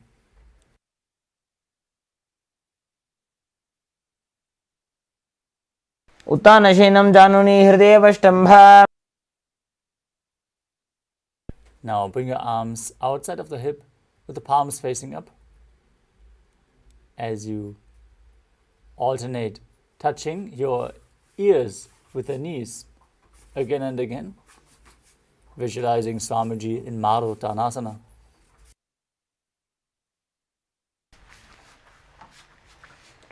उत्तानशयनं जानूनि हृदयेवष्टम्भ. Next up is Vriksasana. As you lay on your back, place your feet flat on the ground and then stand up and sit back down again and again as you visualize yourself as a wolf. उत्तानशयनं कृत्वा पादतलाभ्यां भूमिं धृत्वा.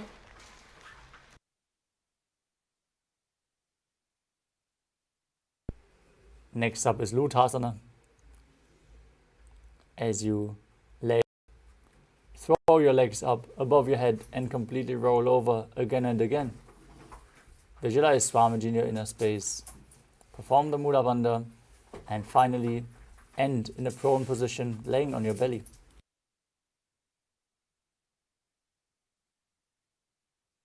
उत्तानशयनं पादौ शिरौ उल्लङ्घ्य.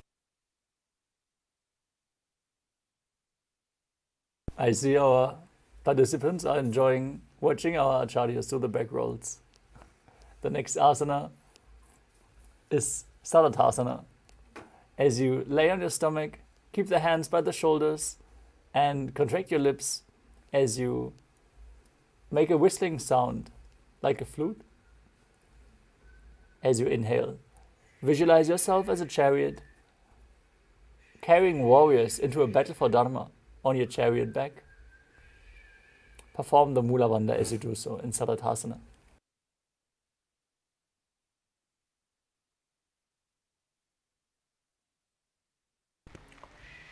नुब्जशयनं कृत्वा नाभिं भूमौ निधाय. Next up is Dehalyulanganasana. As you push your body up into a plank position, Tadakshasana, jump your feet forward and back in between the hands, back and forth. Visualize yourself transcend body and mind.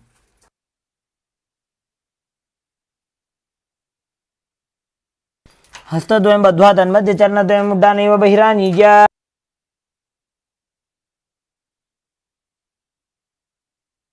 Next up is Jatyasana. Stand up and place your hand on the mat towards your feet. Start walking around on all fours as you visualize yourself as a wise 60-year-old elephant.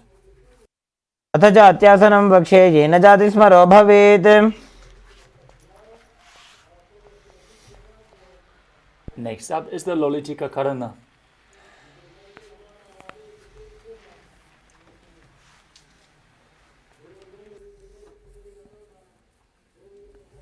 As you bend backward, open up your chest wide, bring your hands to the side of your body and rotate your arms around the body and move your head in all directions.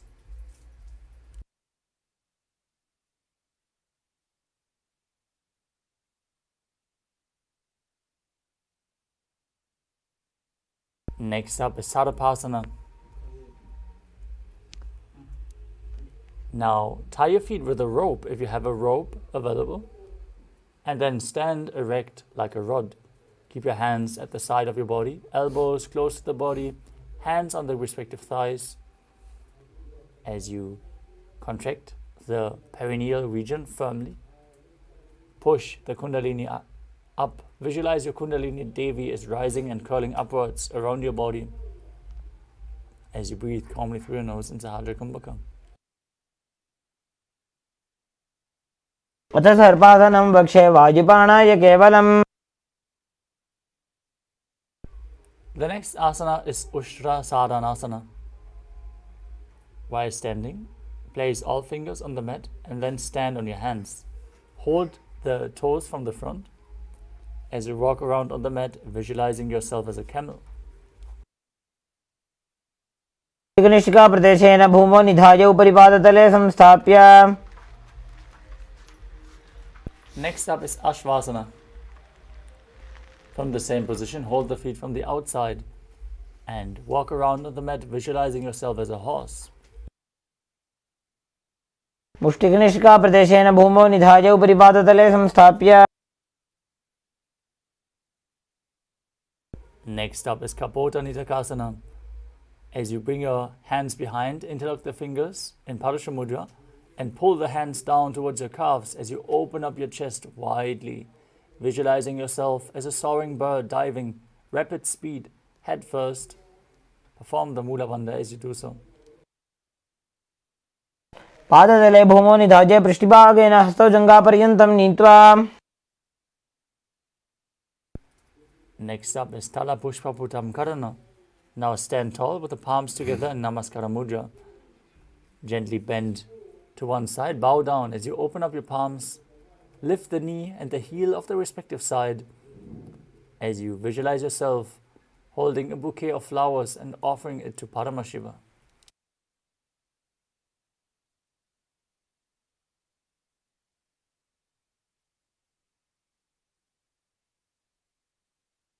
The next asana is Khadgasana.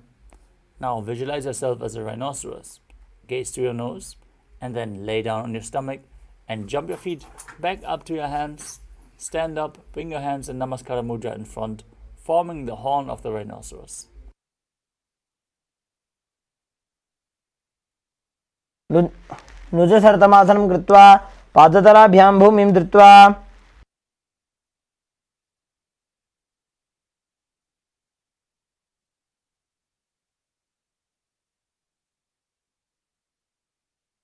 Next up is the Uttanottanam. You can hold weights if you want to intensify this asana. Now, sit down and stand back up as you gaze to your nose and visualize Swamiji in your inner space.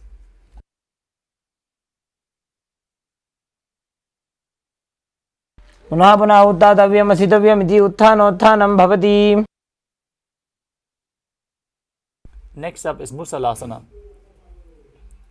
As you stand straight on the mat, raise your arms up above your head and jump repeatedly, visualizing yourself as a mace. सरलं स्थित्वा ऊर्ध्वं बाहु नयेत्.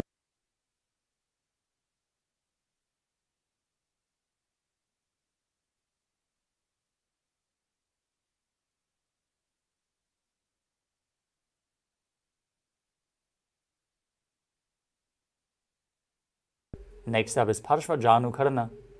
Now raise one knee up towards your chest as you hold it with a hand in a fist.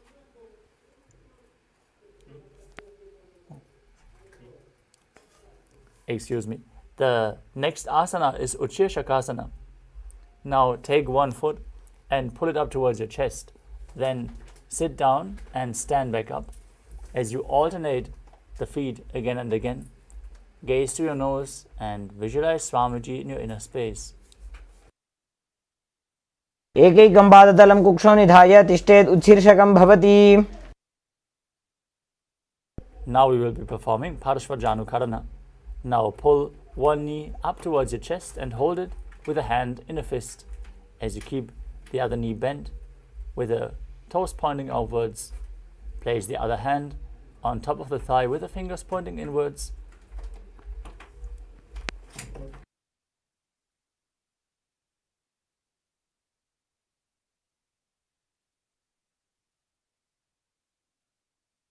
Next up is Tandavasana. Now visualize yourself fiercely dancing as Lord Shiva. As you extend your arms and one leg forward and sit down and stand back up, holding weights if you want to intensify this asana. एकेन पादेन स्थातव्यं ताण्डवासनं भवति.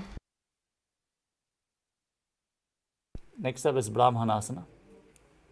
Now stand on one leg and bring the sole of one foot towards the opposite inner thigh. Keep your hands relaxed at the side as you visualize yourself being blessed by Lord Brahma. ब्राह्मणासनमावक्षे यत्कृत्वा ब्राह्मणो भवेत्. Next up is Garudasana 3. As you stand tall, wrap the left leg over and around the right knee, bringing the toes underneath the calves.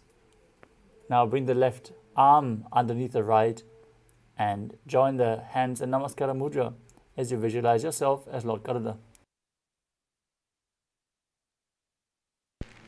उत्तानकूर्मपीठं च सिंहस्गारुडमेव च.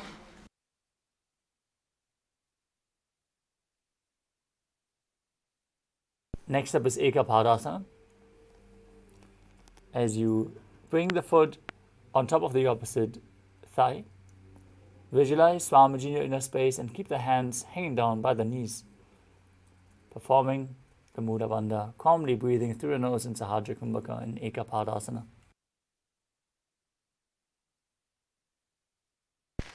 दक्षाङ्घ्रिं जङ्घोपरि निधाय च.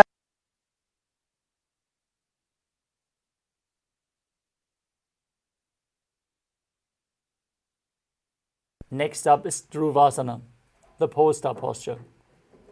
Now visualize yourself as the North Pole Star as you hold on to the big toe of one foot and extend it out to the side, quickly rotating on the standing leg. एकेन हस्तेन दण्डरूपस्य एकस्य पादस्य अग्रं धृत्वा.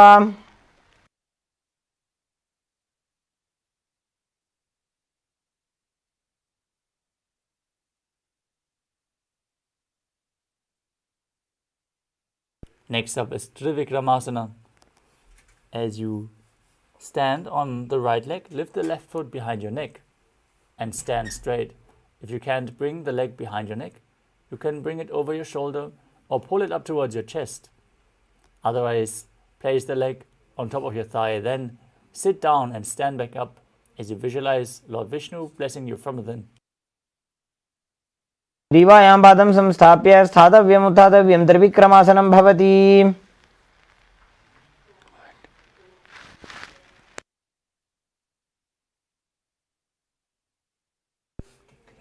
Now repeat Parshvajanukarana on the other side.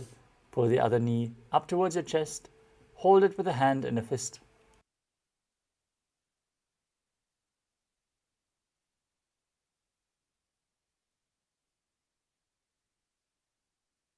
Now repeat Tandavasana on the other side as you visualize yourself fiercely dancing as Lord Shiva. Sit down and stand back up. एकेन पादेन स्थातव्यं ताण्डवासनं भवति.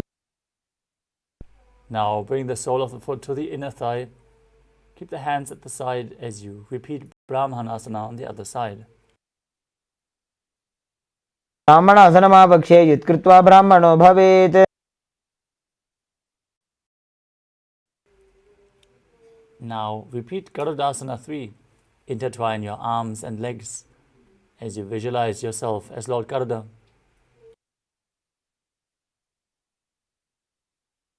उत्तानकूर्मपीठं च सिंहस्गारुडमेव च. Now repeat Ekapadasana on the other side. Bring the foot to the opposite thigh, hands at the sides. Visualize Swamiji in your inner space.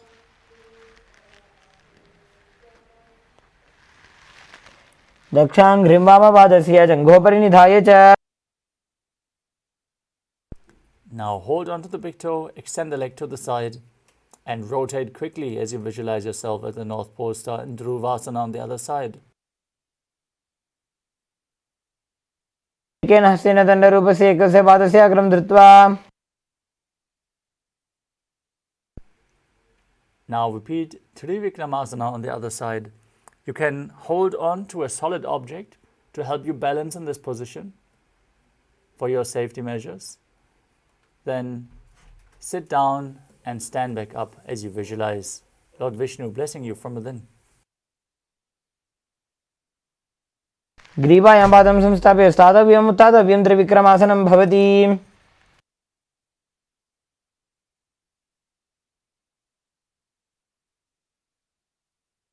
Next up is Samanaka Karana. Now stand with your heels touching, toes pointing outwards, and the hands slightly extended away from the body, fingers pointing one by one in a natural, relaxed position after this sequence of intense asanas. Let us get ready for the final 100 asanas of the sequence, starting with the Godak Anjali asana. Now, bring your hands underneath the knees and interlock the fingers in Parusha Mudra. Bring the finger lock to the navel as you squat down and visualize the great sage Goraknath, founder of the Natha Yoga Hindu Sampradaya. As you perform the Jiva Chala Kumbhaka, inhaling deeply, holding your breath, and forcefully moving the prana up and down within your system, along with the mind. Perform the Mula Bandha and internally chant Om Nithyananda Paramashivoham.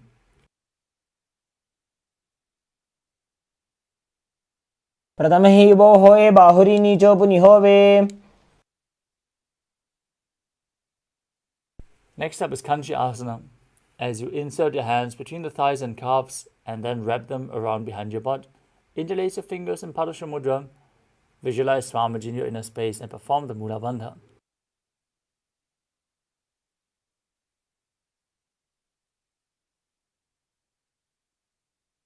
गुरुमध्यात् हस्तो निवेशय नितमं धृत्वा.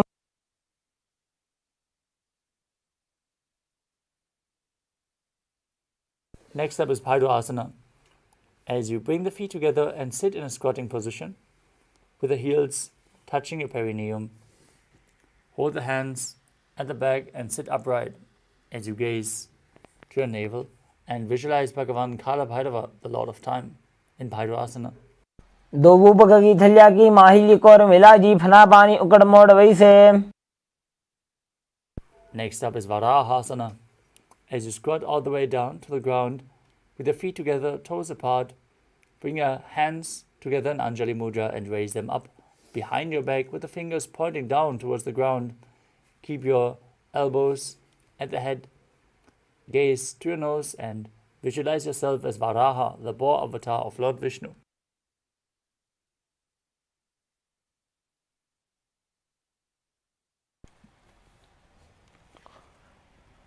पागदली की माहिली core मिला जी फना पानी उकड़ मोड़ वैसे.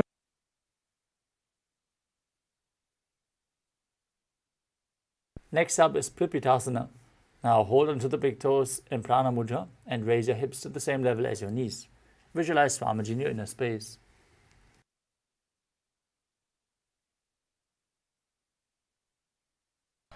पार्श्वद्वय सम्मील्य स्थित्वा नितमं जानप्रदेश आनीय. Next up is Pakasana. Now place your hands shoulder width apart on the ground in front of you. Place your knees onto your arms towards your armpits as you lean forward and raise your feet off the mat, visualizing yourself as a crow. हस्ताभ्याम अवनिमविष्टभ्याम. Now with your hands flat, place your head onto the mat and raise your body up onto your head as you stretch the legs up straight and cross your legs into Padmasana. Gaze to your nose and visualize Swamiji in Sushtanga Kapali Asana. आसन को गुण कपाल आछो होई. Lower your legs down, come to a kneeling posture. As you sit in between the heels with the toes touching behind your body, gaze to your nose and visualize you are sitting in the secret seat with Paramashiva and Guru in Guptasana. जानोर्वोरन्तरे पादौ कृत्वा पादौ च गोपयेत्. Next up is Vrikshasana too. Now place your hands on the ground and lift your body up straight into a handstand. Everyone should perform this asana to purify the 7 chakras. If you have a partner by your side, ask them to aid you. Otherwise, you can jump your legs up if you can't hold the asana, or use a wall for support. Try your best. Again, this asana cleanses the 7 chakras. Now, visualize yourself as a tree with deep roots growing into the ground as you perform the Mula Bandha.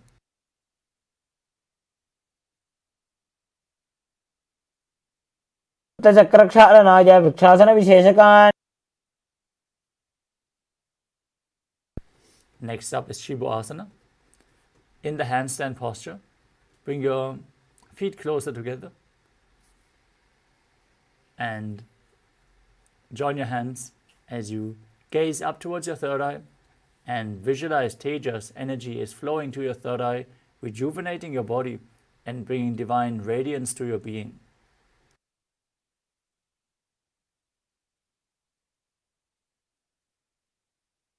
जोड़ी माही Gulf मिलाए.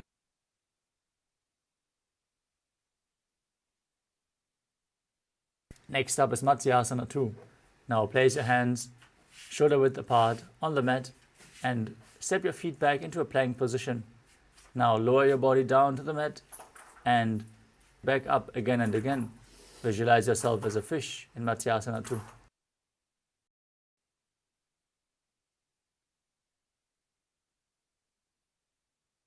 शयनं कोर्पर पार्श्वभागायां मूर्धकृत्य.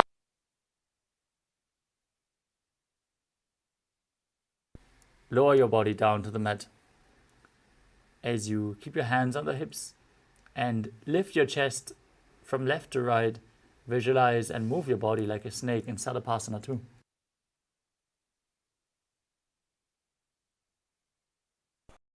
युज्यं शयनं कृत्वा हस्तौ नितम्बं संस्थाप्य. Next up is Nidhalambanasana. Now stretch your toes straight behind. Keep your elbows on the mat in front and hold your chin in Padma Mudra, the Lotus Mudra, as you feel self-supported and completely independent.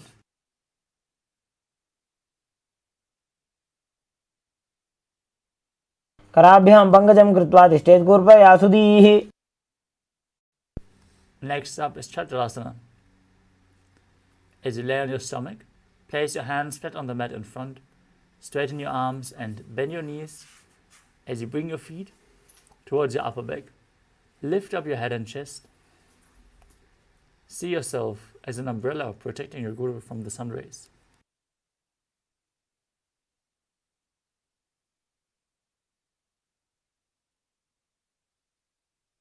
अर्ध्यासनं स्थित्वा हस्ततलाभ्यां भूमिं धृत्वा.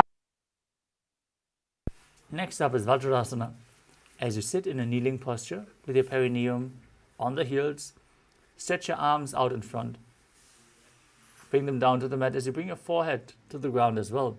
Gaze to your nose and visualize yourself as Vajra, the weapon of Indra, symbolizing your indestructibility in Vajrasana.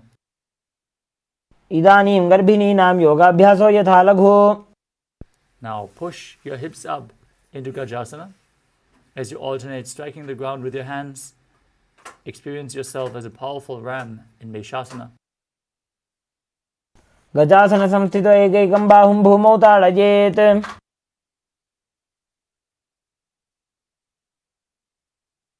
Next up is Ajasana. From Gajasana, lift your legs up into the air and slowly bring your forehead to the ground as you visualize yourself as unborn, existing for all eternity.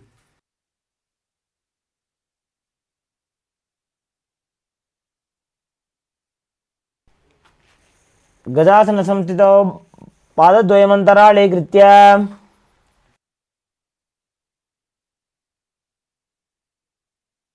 Next up is Dhanantarasana. As you sit in a kneeling position on your heels, with the legs together, interlace your fingers around the toes and pull the feet towards your perineum. Then place your hands on the respective knees. Keep your spine straight, gaze towards your nose, and visualize Swamiji in your inner space as you breathe in Ujjayi Pranayama, making an ocean-like sound with your mouth in Dhanantarasana.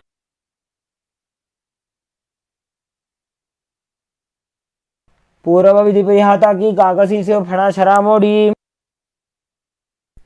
Next up is the Angamuttanam.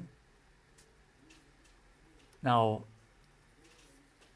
interlace your fingers and stretch your arms in front, to the side, up, back, in all directions, and then interlace them behind you. Repeat the same as you give massage to various different joints and muscles of your body. Visualize Swamiji in your inner space and perform the Mula Bandha in the Angamuttanam. हस्तयोः अङ्गुलीर्बद्ध्वा हस्तयोर्मध्यात् सर्वमङ्गं निष्कासयित्वा. Next up is Garudasana 4. Now sit on your heels in Vajrasana, then turn the feet outwards. Keep the toes pointing away from the body. As you keep your spine straight, hands on the knees, and visualize yourself as Lord Garuda, flying Lord Vishnu and Lakshmi on his back. जङ्घोरुभ्यान्तरां पीड्य स्थिरकायो द्विजानुना.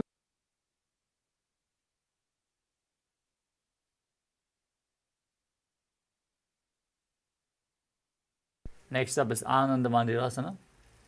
As you sit with your legs folded back, toes pointing backwards, knees open wide, holding onto your ankles, place the front of your buttocks on the ground and gaze to your third eye as you visualize yourself residing in the blissful space of a temple.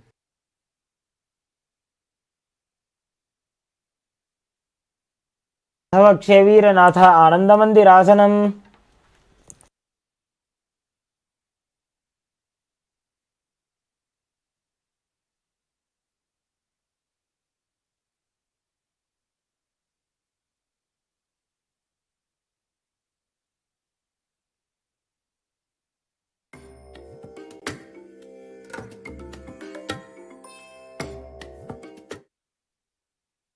Sorry for the technical glitch. We're going to continue with the next asana of the sequence, Mandukasana. Now sit with your knees wide, feet overlapping on your ankles. Keep your hands under the knees and gaze to your nose. As you visualize yourself as a frog, keep your tongue up against the palate of the mouth in Mandukya Mudra, catching the nectar of immortality. As you perform Uddiyana Bandha and Mula Bandha in Mandukasana too.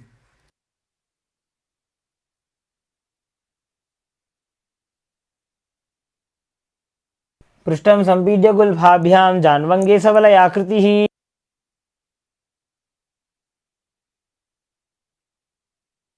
Next up is Narasimhasana.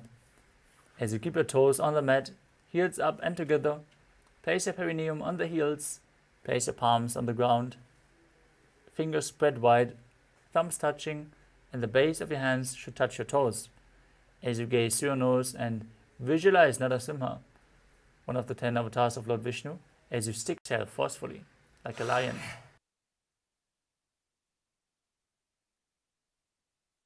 दो फणा पाणी होय वैसे एड़ी Mailer गुदानी वैसे.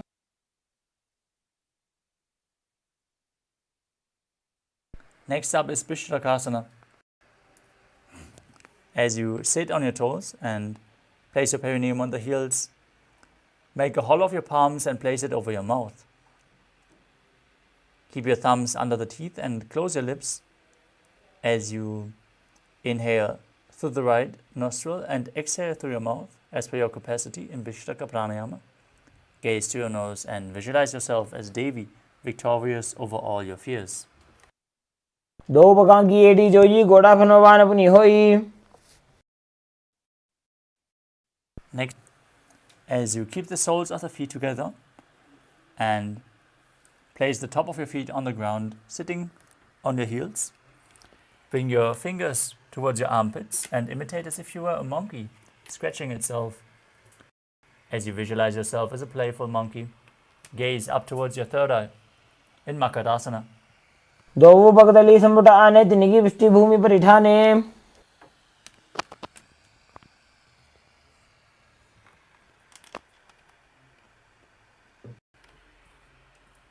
The next asana is Vajrasangarasana. Now, stand on your toes with your perineum on the heels. Keep your knees wide. Bring your hands behind the back and hold on to opposite elbows. As you gaze through your nose, and embody diamond-like strength for you and your Sangha, your spiritual community.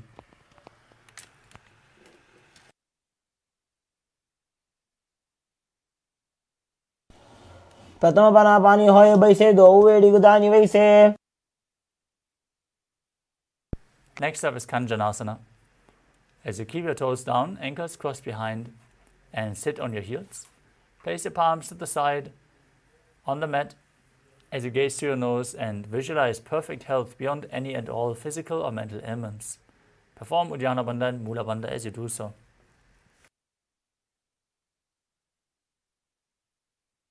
खञ्जनासनमावक्ष्य यत्कृत्वा सुस्थिरो भवेत्. Next up is Kurmasana. From the same position, bring your hands on top of the knees and make your upper body stiff like the shell of a turtle as you visualize yourself as a turtle with a stable body in mind to live for centuries. Gaze to your nose.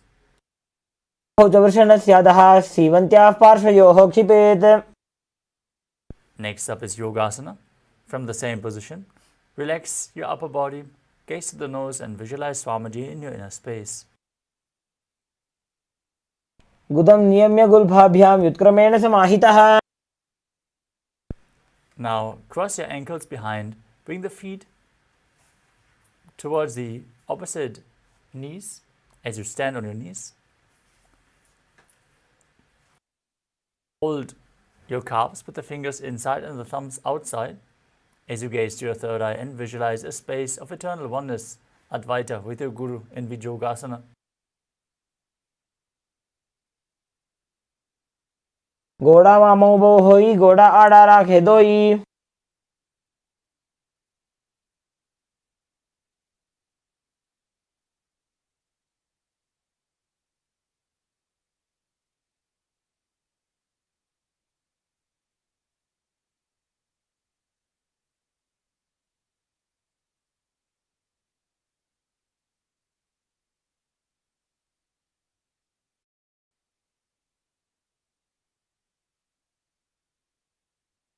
Next up is Ushtrasana 2. In a kneeling position, bend backward and hold your ankles with your hands. Keep your arms straight, push your hips forward and tilt your head back as you visualize yourself as a camel. Next up is Jatyasana 2. As you keep your heels together, place your hands on the soles of the feet and slowly lean backwards as you bring your elbows to the mat and then the back of your head. Gaze to your nose and visualize yourself as a lotus blooming. दो एड़ी संपुट करे सोले मूलद्वारि तरिधरे. Next up is Viratasana. As you sit on the knees with the thighs and calves together, lean back to touch your back to the ground and then rise back up again and again. You can use the support of your hands if needed. Gaze to your nose and visualize the healing and liberation of all causal, subtle forms of the body. जंगा पृष्ठभूमो निधाय जंगोदरयोः ऊरुनि संस्थाप्य. Next up is Kapotasana. From Viratasana, raise your hips even higher. Bring your forearms to the mat and hold onto the feet. As you bring your head in between the feet, visualize yourself as a beautiful dove. मेरुदण्डग्रन्थिदाढ्य संविवादयिषु पुमान्. Next up is Varasana. As you stand upright on the knees with the toes tucked, hold your arms with opposite hands. Gaze to your nose, perform the Mula Bandha. This is the boon-fulfilling posture. Receive your boon from Paramashiva as you internally chant the Mahavakya, Om Nithyananda Paramashivoham. जानुनि भूमौ संस्थाप्य हस्ताभ्यां बाहु परस्परं धृत्वा. Next up is Varahasana 2. As you keep your knees together with the toes tucked, lean forward and down, bring your elbows to the mat and hold your head with your hands as you place your perineum down on the raised heels. Visualize yourself as Varaha, the boar avatar of Lord Vishnu.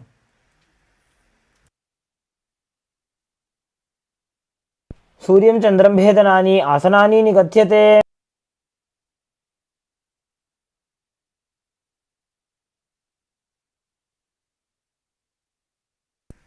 Next up is Andhasana. Mundasana. Sorry. Now kneel down and place your forearms on the mat, elbows shoulder width apart. Interlace your fingers and place the crown of your head to the mat. As you hold your head with your hands, walk your feet forward, raise your hips, and then straighten your legs up. Gaze through your nose and visualize yourself as a lopped tree. मुण्डासनं वक्ष्ये सर्वेषां प्राणिनां सुखम्.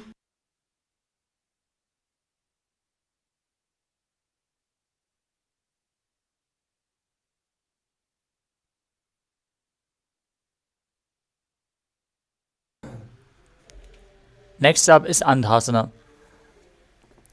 As you sit in a kneeling position, place your head in between the knees and hold onto your head with your hands, bringing the elbows outside the knees. Gaze through your nose, visualize Swamiji, breathe calmly through your nose. प्रथम पगದಲ್ಲಿ ಸಮಟಾರಾವೆ ಕೋರ್ಮಾ ಹಿಲಿ ಉಭೆ ಮಿಲಾವೆ. Next up is Viparita Shalabhasana. You can hold weights if you want to intensify this asana. As you lay down on your belly and extend your arms straight out. Lift your thighs, arms and chest off the mat as you visualize yourself as a locust. Shalabhasana भेदाश्च नटभेर. Now place your forehead on the ground, your palms flat on the mat beside your hips. As you lift up your legs joined together, visualizing yourself as a skull, representing the mind with purified thoughts and the strong will to attain enlightenment in Kapalasana. कपालं भूमो निधाय. Next up is Akasha Kapodasana. As you lay on your stomach, with the palms flat on the mat behind, push your legs up and bring them over your head, down all the way to the mat in front of you. Keep your hands behind you as you visualize yourself as a free and open dove. उष्ट्रासने स्थित्वा चरणो भूमेरुत्थाप्य.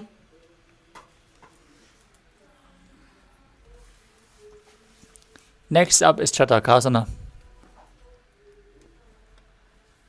As you sit in a kneeling position, bring your forearms down on the mat in front of you. Be sturdy as you visualize yourself as a sparrow. कूर्बरवर्यन्तो हस्तो धरामोष्टभ्य. Next up is Vrishchikasana too. As you kneel down with your forearms on the ground in front of you, raise your feet over and up. Touch your feet to the head as you visualize yourself as a scorpion. विच्छेव पुच्छ प्रतिमांग्रिभाषणी धृत्वा स्वशीर्षे चिबुकं विधार्यकौ. Next up is Vrishasana. As you sit in a kneeling position, bring the left foot outside the hip with the toes pointing to the side. Sit on the right heel. As you place your hands in front, visualize yourself as a bull. Forcefully inhale through the nose, then hold your breath and slowly exhale through the nose again in Antaranga Kumbhaka.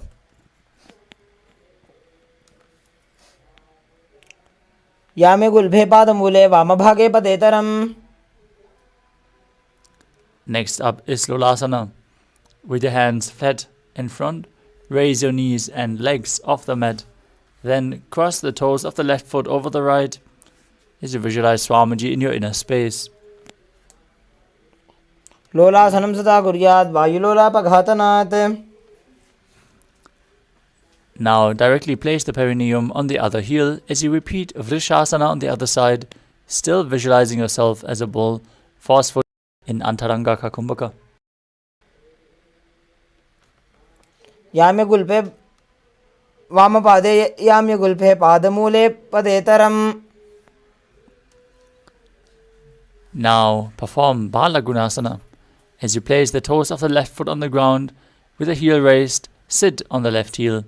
Place the right foot flat with the knee raised towards your chest. Keep your hands on the respective knees as you visualize Balaguna high one of the 84 siddhas in your inner space. आसन को गुण जल विकार जाई. Now perform grahasana. Now stand up and then squat down as you hold down, as you bring your elbows under the thighs and wrap your hands around the shins, holding onto the ankles from the outside. Visualize yourself as the entire planet, Bhuma Devi, in grahasana. पादतले भूमौ संस्थाप्य जानु मध्ये कूर्परौ स्थाप्य. Now repeat Balagunasana on the other side. Sit down on the raised right heel as you keep the left knee to the chest, hands on the knees. आसन जाई. The next asana is Utkatasana. You can hold weights if you want to intensify this asana. Now squat on the toes with the heels up, knees off the mat. Place your perineum on the heels. Keep your hands on the knees and your spine straight, visualizing Swamiji in your inner space. युजास्पिजस्तीत ऊर्वजानो यत्रासने पादतलद्वयो परि. Next up is Vajrasangarasana.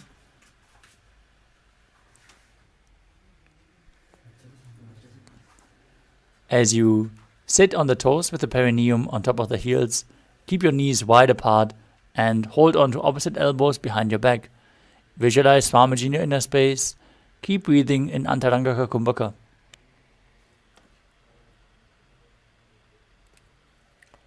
प्रथम पणापाणी होए जैसे दो वेड़ी कुदानी वैसे. Next up is Anirasana. Now place your hands flat on the mat in front of you and step your heels onto the hands.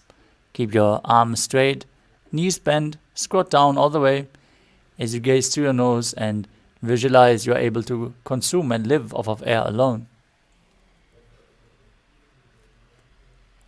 दो हाथ भूमि पर इठाने कहुनी जाड़ी ना भिलग आने. Next up is Padukasana. As you place the back of your hands onto the mat, with the fingers pointing towards your body, step your feet on top of your hands and wrap your hands around the feet like a shoe. Start walking around and visualize yourself wearing padukas walking across India. हस्ततलयोः पादतले कृत्वा तिष्ठेत् गच्छेत् पादुकासनं भवति.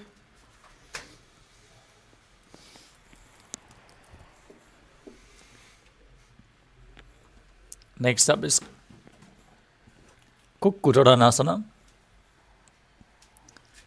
As you place your palms on the mat, raise both feet upwards into the air and let them fall back down. Do this again and again as you visualize yourself as a rooster. हस्ततले भूमौ कृत्वा पादतले च ऊर्ध्वमुड्डानं कृत्वा.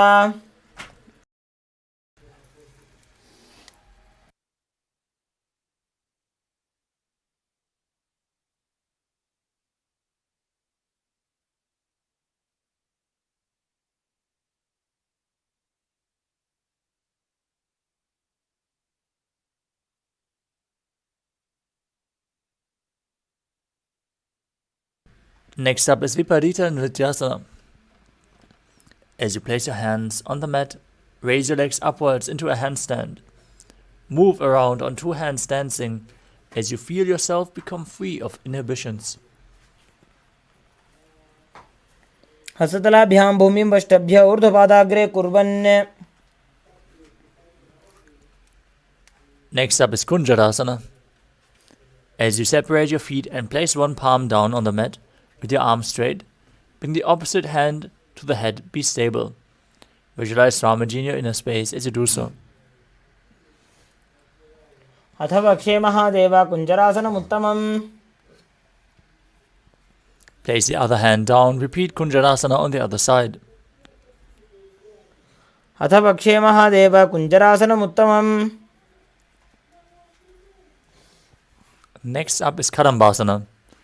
As you sit on the ground with your feet flat, heels close to your body, hold onto the respective ankles with your hands and lift your feet off the ground, visualizing yourself as a Kadamba tree, a pious tree that promotes a long life. पार्श्वभ्यां भूमिं वष्टभ्य. Next up is Pavana Muktasana. As you sit with your heels at the perineum, hold your opposite knees and pull them in towards your chest with your hands. As you visualize any excess vata being released from or balanced within your system. द्वयोस्तु पादयोः पाणिं लात्वा तम्बके. Next up is Chakrasana. As you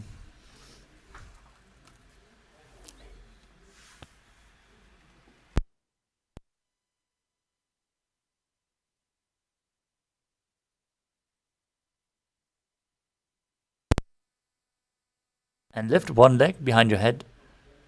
Place both hands flat on the mat to the side and lift your entire body off the mat, extending the opposite leg forward. Gaze to your third eye as you visualize yourself as a powerful. पूर्वतानं चतुष्पादपीठं वज्रासनं तथा. Next up is Dhanurasana 2. With one leg extended, hold on to the respective big toes with both hands and pull the other foot towards your ear. Visualize yourself as a bow. पादाङ्गुष्ठौ तु पाणिभ्यां गृहीत्वा श्रवणावधि. Next up is Ashtavakrasana. As you lift the left leg over the left shoulder and hook the right foot over top of the left, extend the legs out to the side, lean forward, and balance above the mat as you visualize yourself as a flying crane. वासिष्ठमतकौण्डिन्यम् ऊर्ध्वकुक्कुटमेव च. Next up is Pranasana. As you place the right foot on the left thigh and bring the left foot flat on the ground, have the left shoulder underneath the raised left leg, with the left hand on the mat, the right hand on the right knee, pushing it down. Gaze to your third eye and visualize yourself as immortal and able to exist solely from prana. एतत् प्रभेदं वक्ष्यामि करोति यस्य चामरः. Next up is Parshvamatyendrasana. Now keep the right foot at the left hip with the knee flat on the ground. Step the left leg over top of the knee. Twist your elbow outside the raised knee. Bring your arm underneath the raised leg and interlace your fingers behind your back in this intense stretch as you gaze to your third eye and visualize the great sage and yogi Nithyananda, the master of Hatha Yoga. पार्श्वाभ्यां धृतदेयास्तु पार्श्वमत्स्येन्द्रम् उत्तमम्. Now extend your legs back and front. Bring the other leg behind your neck. As you lift your body off the mat in Chakrasana on the other side. पूर्वतानं चतुष्पादपीठं वज्रासनं तथा. Now repeat Dhanurasana 2 as you hold on to the big toes, pull the other foot towards your ear, and visualize yourself as a bow. पादाङ्गुष्ठौ तु पाणिभ्यां गृहीत्वा श्रवणावधि. Now repeat Ashtavakrasana. Bring the right foot over the right shoulder, hook the left foot over top, extend the legs to the side and balance on the mat, visualizing yourself as a flying crane. वासिष्ठमतकौण्डिन्यम् ऊर्ध्वकुक्कुटमेव च.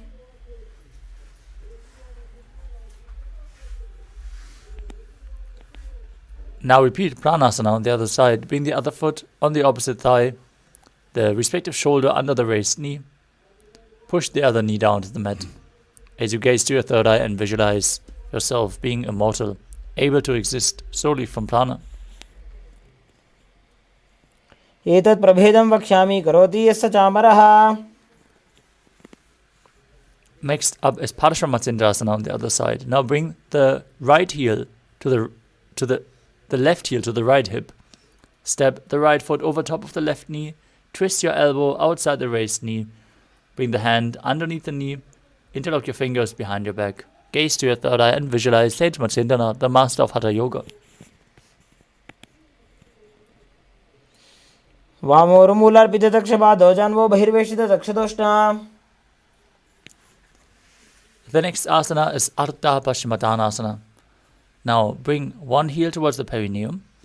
and lean forward and down as you hold onto the front foot with both hands. Bring the head towards the knee as you visualize Swamiji in your inner space. एकं पादं प्रसार्य एकं पादस्य पार्श्वनासीवनी संपीड्य. Next up is Crown Shasana. Now bring the left foot outside the hip and hold the right foot with both hands, lifting it up in front of your face with the knee straight. Visualize yourself as a crane. उत्तानपादं क्रौञ्चं च मरीचिं वीरभद्रकम्.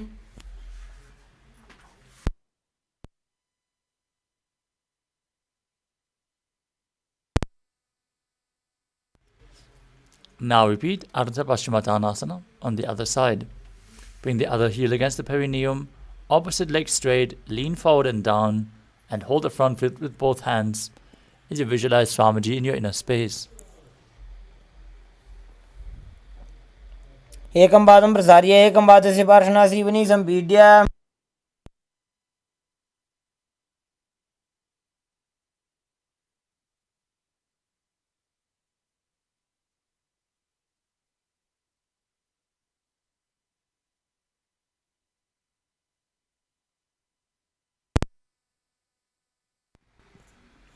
Next up is Crown Shasana on the other side. Bring the right foot outside the hip, hold the sole of the left foot and extend the leg forward and up as you visualize yourself as a crane. उत्तानपादं क्रौञ्चं च मरीचिं वीरभद्रकम्. Next up is Swastikasana. Now bring the soles of the feet between the thighs and calves.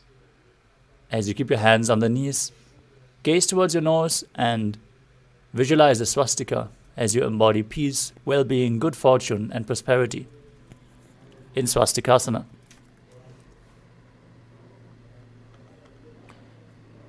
ऋजुकाय समासीना सिद्धासनमुदीरितम्. From Swastikasana, cover your heels with your hands as you gaze to the nose and visualize the great sage Goraknath, founder of the Natha Yoga Hindu Sampradaya.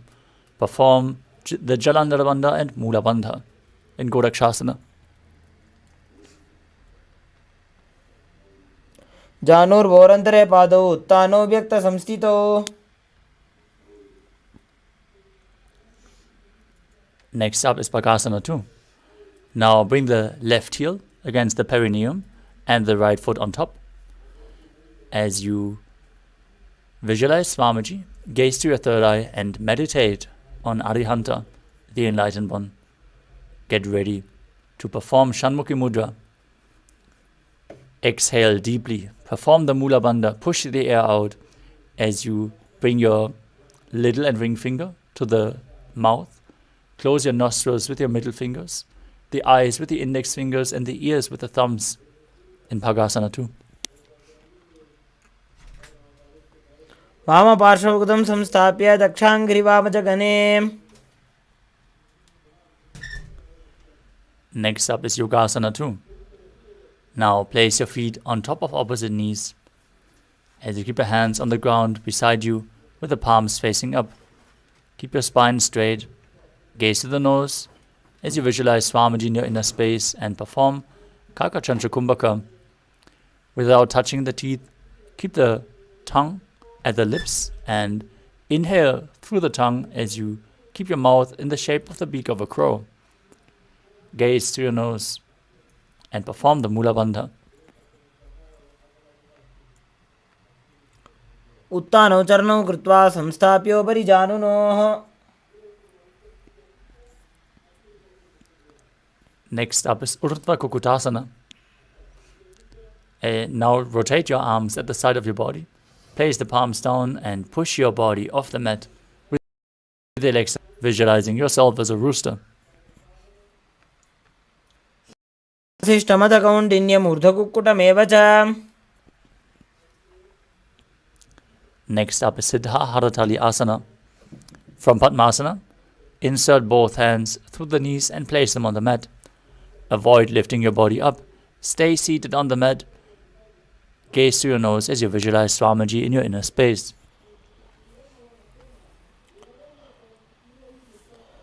प्रथम पद्मासन को करे हस्तुदो वो गोडासन धरे. Now push your hands into the mat and lift your body up as you gaze to your nose and visualize yourself as an elegant swan in Hamsasana. कुक्कुटासनं स्थित्वा स्कन्धपर्यन्तं ऊरूनि नीत्वा.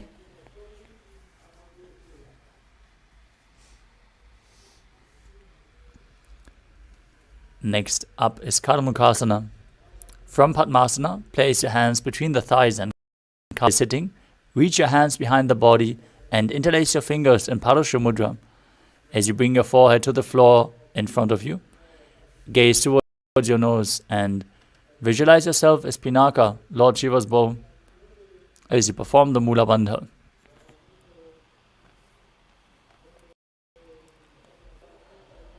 प्रथम पद्मासन को करे गोडासन दिमाही करि धरे.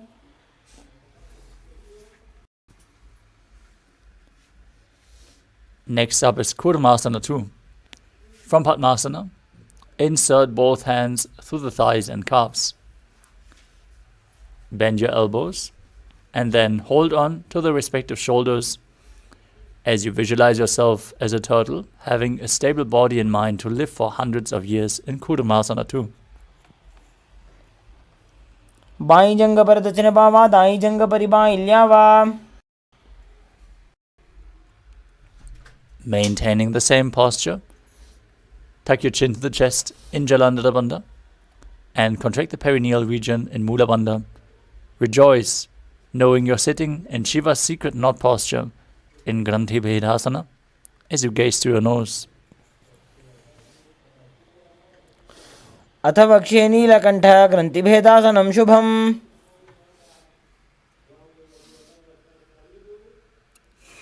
From the same position, roll onto your back. As you lay on your back, legs in Padmasana, holding onto the opposite shoulders, the respective shoulders. Gaze through your nose and embody a turtle laying on its back. कुक्कुटासनबन्धस्थं कराभ्यां धृत.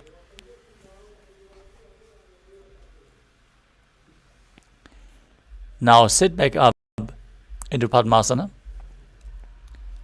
Then between the thighs and calves. Keep one palm flat on the mat and hold its wrist. As you push your entire body up on one hand, visualizing yourself as a rooster in Pangu Kukkutasana.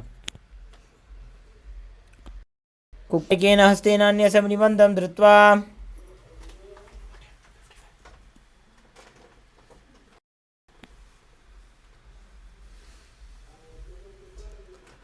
Now place the other palm flat on the mat and raise your body up. As you repeat Pangu Kukkutasana on the other side. Perform Kakachanchuk, breathing through your rolled up tongue as you do so. कुक्कुटासने स्थित्वा एकेन हस्तेन अन्यसमनिबन्धं धृत्वा.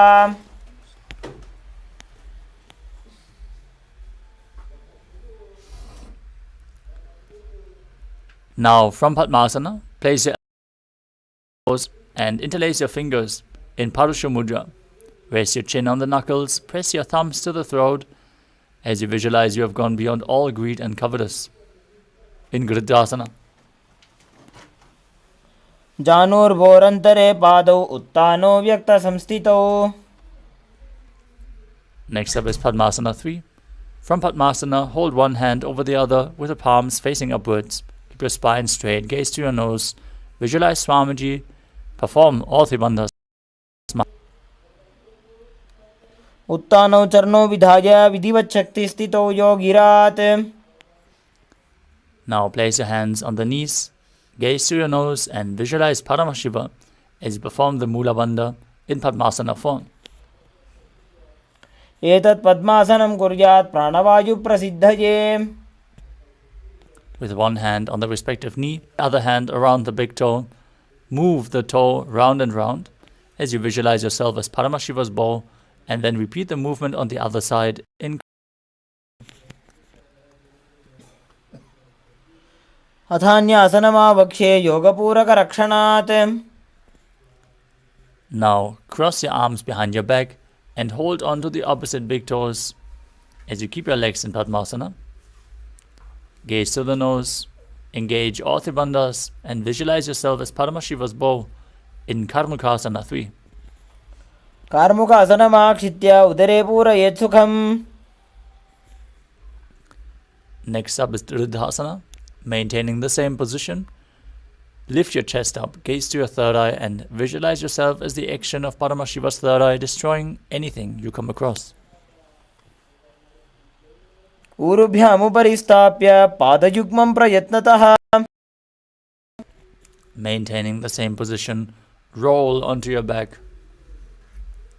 If you can't hold onto the big toes, that's fine. Keep your arms crossed behind.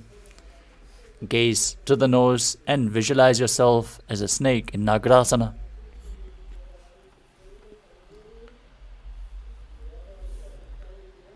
प्रथम पद्मासन कोठाने दो हाथ पाछाने आने.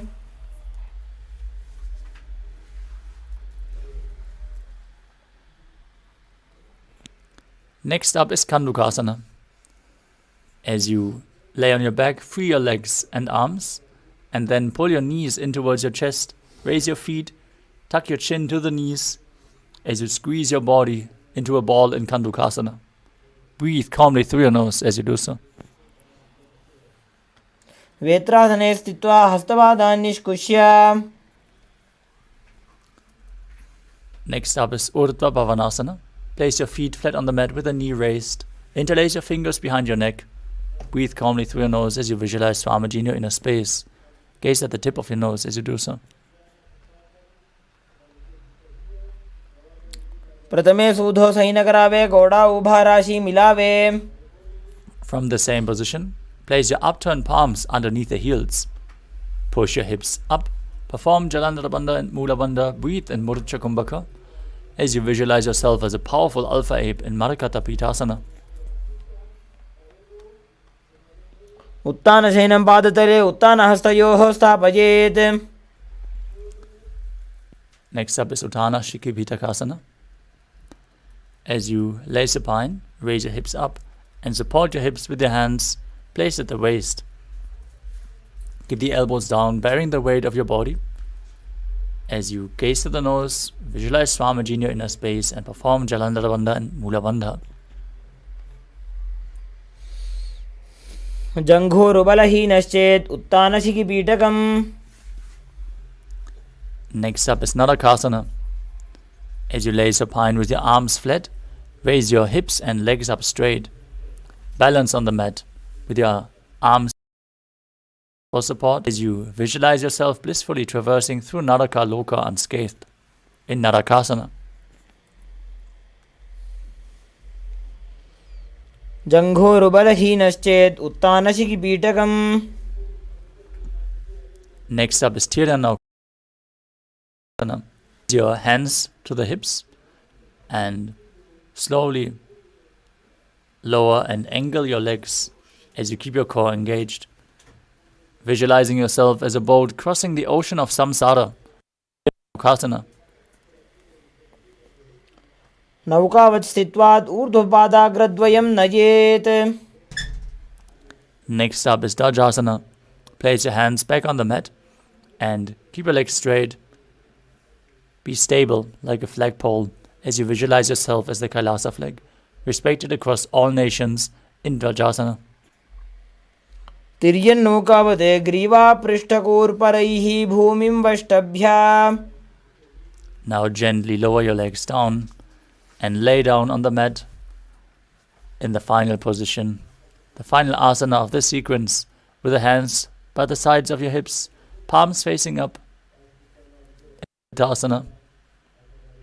Pull the initiative of your spine forward. Shakti Chakra.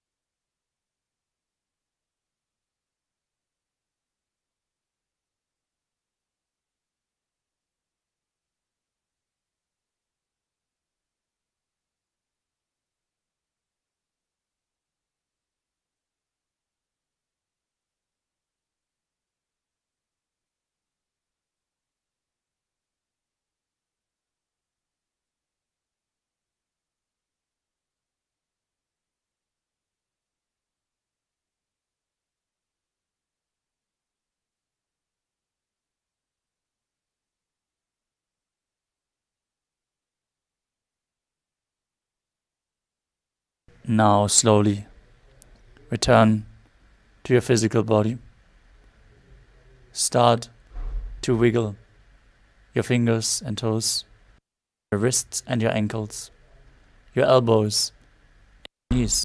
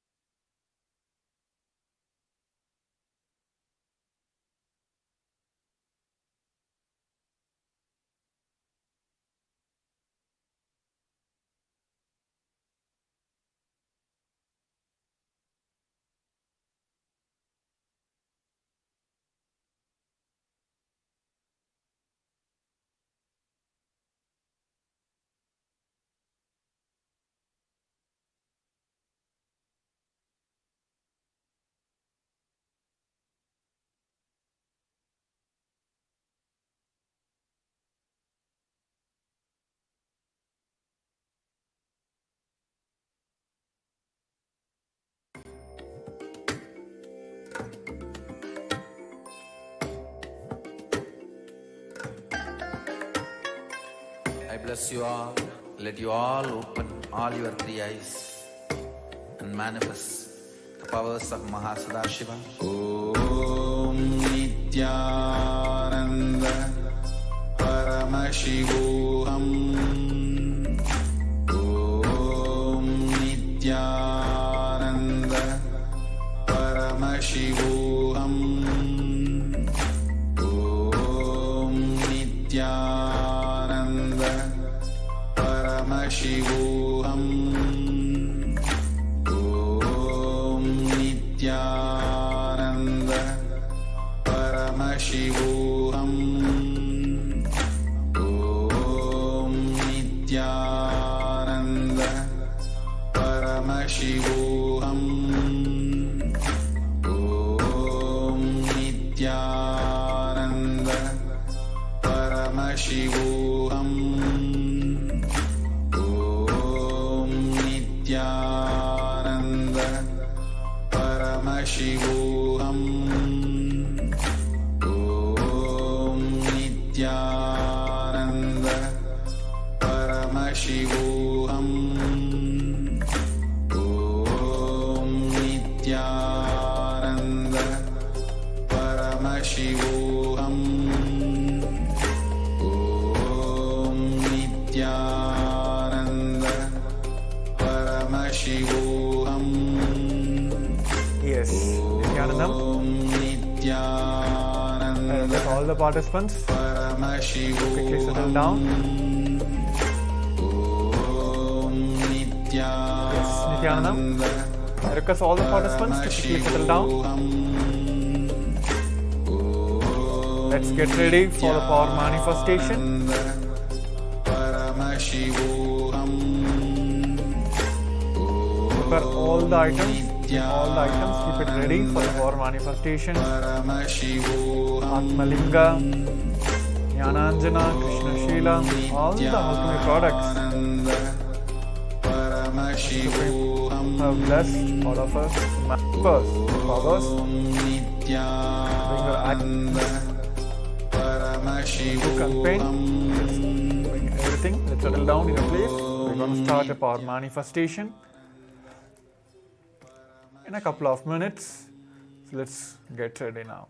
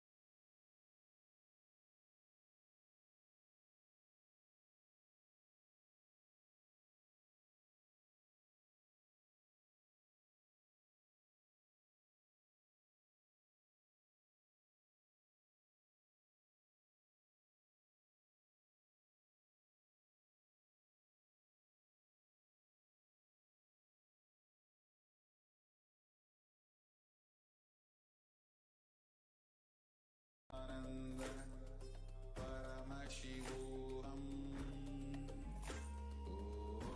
Om Nithyananda. Paramashivoham. Om Nithyananda. Paramashivoham. Om Nithyananda. Paramashivoham. Om Nithyananda. Paramashivoham. Yes, Nithyanandam. Sorry for the technical glitch. So let's quickly get ready for the power side manifesting segment. Now all of us will be manifesting the power of third eye. We'll be leading to the blindfolds. So let's get ready. I request all the participants to quickly put your blindfolds. Make sure it is completely tight, and also there should not be any lights which is penetrating inside you.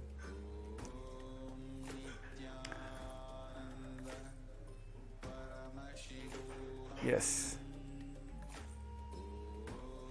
So this is going to be the intense power manifestation segment, the first segment of the today, immediately after the yoga segment. So which gives a tremendous possibility for all of us, because our entire body is aligned with the cosmic geometry. So it is the best time to manifest the powers. So yes, let us enter into the first round of the power manifestation. So now I will be projecting the images for you to manifest the power of the third eye. So let us start the first. Let's do it next spine. Just visualize with 25 heads,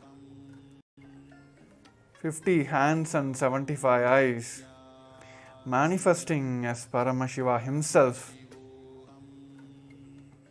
just with that space of complete completion. Let the oneness be overflow in all of us. With that space, let's chant the Mahavakya intensely.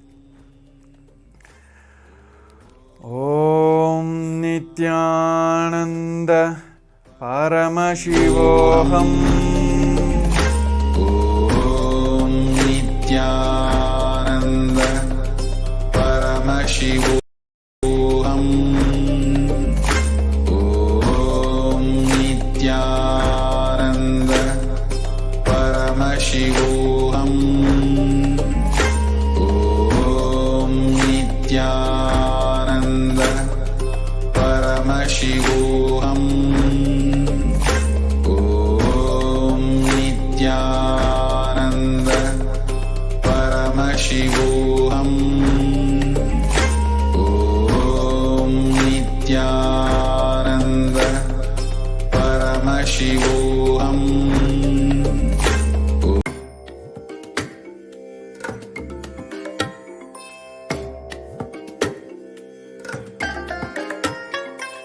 I bless you all. Let you all open all your three eyes and manifest the powers of Mahasadashiva. Om Nithyananda Paramashivoham. Om Nithyananda Paramashivoham. Om Nithyananda Paramashivoham. Om Nithyananda Paramashivoham. Om Nithyananda Paramashivoham. Om Nithyananda Paramashivoham. Om Nithyananda Paramashivoham.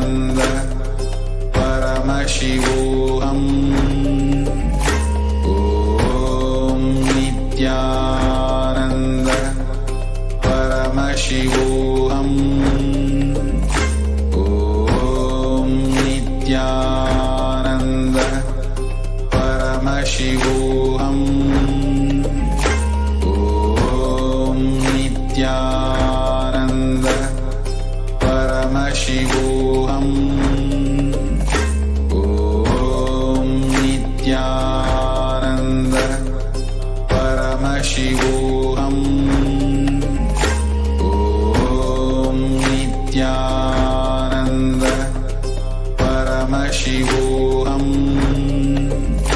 Om Nithyananda Paramashivoham. Om Nithyananda Paramashivoham. Om Nithyananda Paramashivoham. Om Nithyananda Paramashivoham. Om.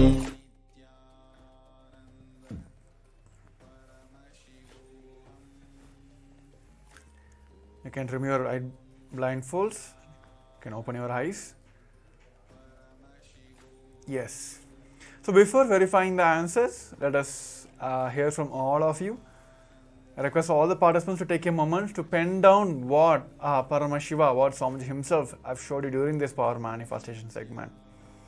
Whether it's a color, shapes, or image, or any scenes, whatever it may be, whatever Swamiji have revealed to you through your third eye during this segment, please pen it down. And I'm still seeing few participants, the cameras are off. I request all the participants to please follow the protocols of the Paramashivoham segment. So please turn on all your cameras and be present in front of the camera. So let us quickly, before verifying the answers, I request all the participants to pen down and also post in the Zoom chats. And during this power manifestation segment, if you are facing any obstacles, please post that as well. So all the acharyas or the initiated third eye power manifestors, so you'll be able to scan the obstacle you are facing and you'll be able to give the solutions from our third eye. So yes, let us verify our answers now. So here is the image of a camera which is taking a picture of a beach. It is a beach scene, which is that a camera is mounted on your tripod, which is focused to take a picture. So this is, it has so many colors in the sense, starting from the white, grey to black, and it does have a camera picture, and there's a beach over there. So if any of you have seen any such, there can be a color or a scene, many people, like, they may not able to directly see as a camera standing there. They may get a visualization of, like, they get the remembrance of they spending times in their beach. They might have gone to beach a couple of days ago or even years ago. That scene might have popped up in their third eye when during this power manifestation segment. Or somebody they might very much keen about buying a camera. So like this, it is not that always direct revelations. While as we are in the progress, as manifesting level by level, so these are the ways Paramashiva, Swamiji himself, will start revealing the answers to all of us. So let us pen down all that. That is the reason we are asking you to pen down. And also let's start celebrating the each and every time we manifest these powers. So yes, so with this, let us move on to the second round of the power manifestation. So here also we'll be having pictures for you be projected on the screen. So let's get ready. Let's put your blindfolds back. Sit straight. Just this gratitude and the oneness, it's a simple way to manifest the powers. Let's surrender everything at His feet and just merge and just float in the oneness with Swamiji. That is the key factor for this power manifestation. So yes, let's sit straight. Make sure your blindfolds are proper. Just visualize third eye and remember all the oneness moments, the Swami Onnada moments you had with the Swamiji. With that complete restful awareness space, let's chant the Mahavakya. Om Nithyananda Paramashivoham. Chant very intensely, even loudly, your entire body, that your entire body should reverberate with the Mahavakya. Om Nithyananda Paramashivoham. Om Nithyananda Paramashivoham. Om Nithyananda Paramashivoham. Om Nithyananda Paramashivoham. Om Nithyananda Paramashivoham. Om Nithyananda Paramashivoham.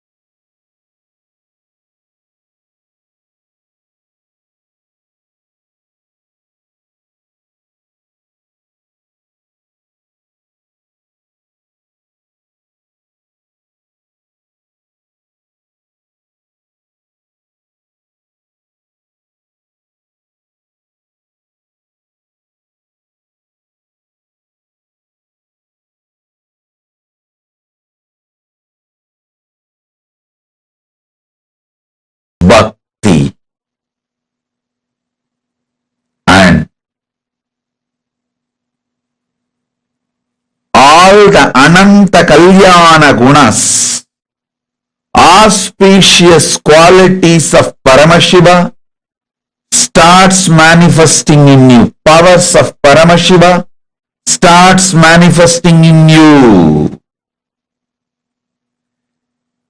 Listen, you just need to know what is swimming and see somebody is swimming, then simply your muscle memory starts manifesting swimming.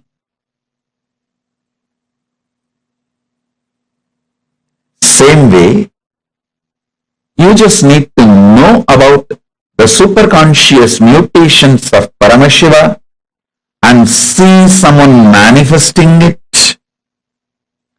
Your muscle memory, bioenergy, all will just pick up. And simply you will enjoy superconscious mutation of Paramashiva.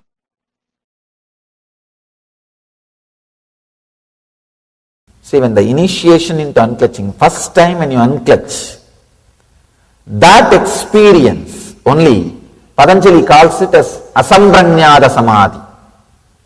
The first unclutching experience. Beautifully in Ramakrishna's life it happened. Let me describe how Ramakrishna moved from sampranyada samadhi to asampranyada samadhi. Ramakrishna had all kinds of experience with the Kali's Murti, with the deity of the Kali. And it was just, even when you read, I don't know how it would have been to see. It was a romance. It was a pure romance.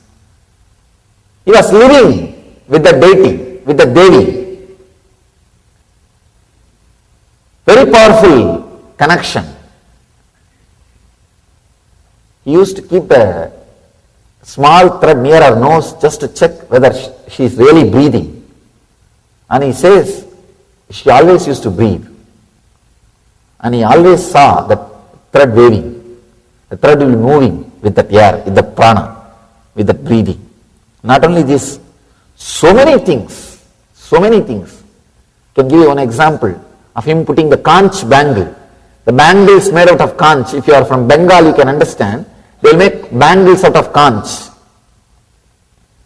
And the Devi is holding the left hand, the head, the severed head of the demon, without breaking the deity, without breaking, damaging the deity or the conch or the bangle. He put the bangle for the deity. And the other people asked, how it happened? How can you put it? This bangle cannot go into the hand because she is holding the sira, the head of the demon. He says, no, I just told her, drop it. She gave it in my hand and I put the bangle. I told her again, please hold it, and she is holding. That's all. The power over the matter, the mind over the matter, the power of his mind over the matter. He was connected to Kali that deeply. He was living in Sampranyada Samadhi. He was constantly living in Sampranyada Samadhi.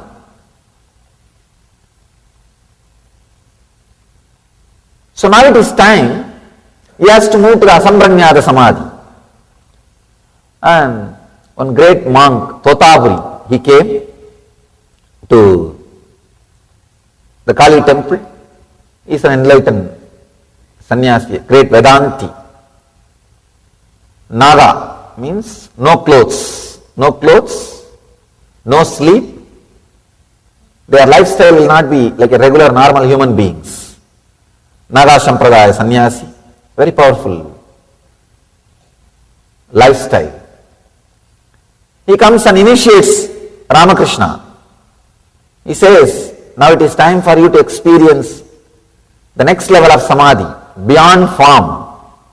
Come on, you need to have that unclutching, the cessation of the mind. What here Patanjali says, pratyayabhyasa purvaha virama, means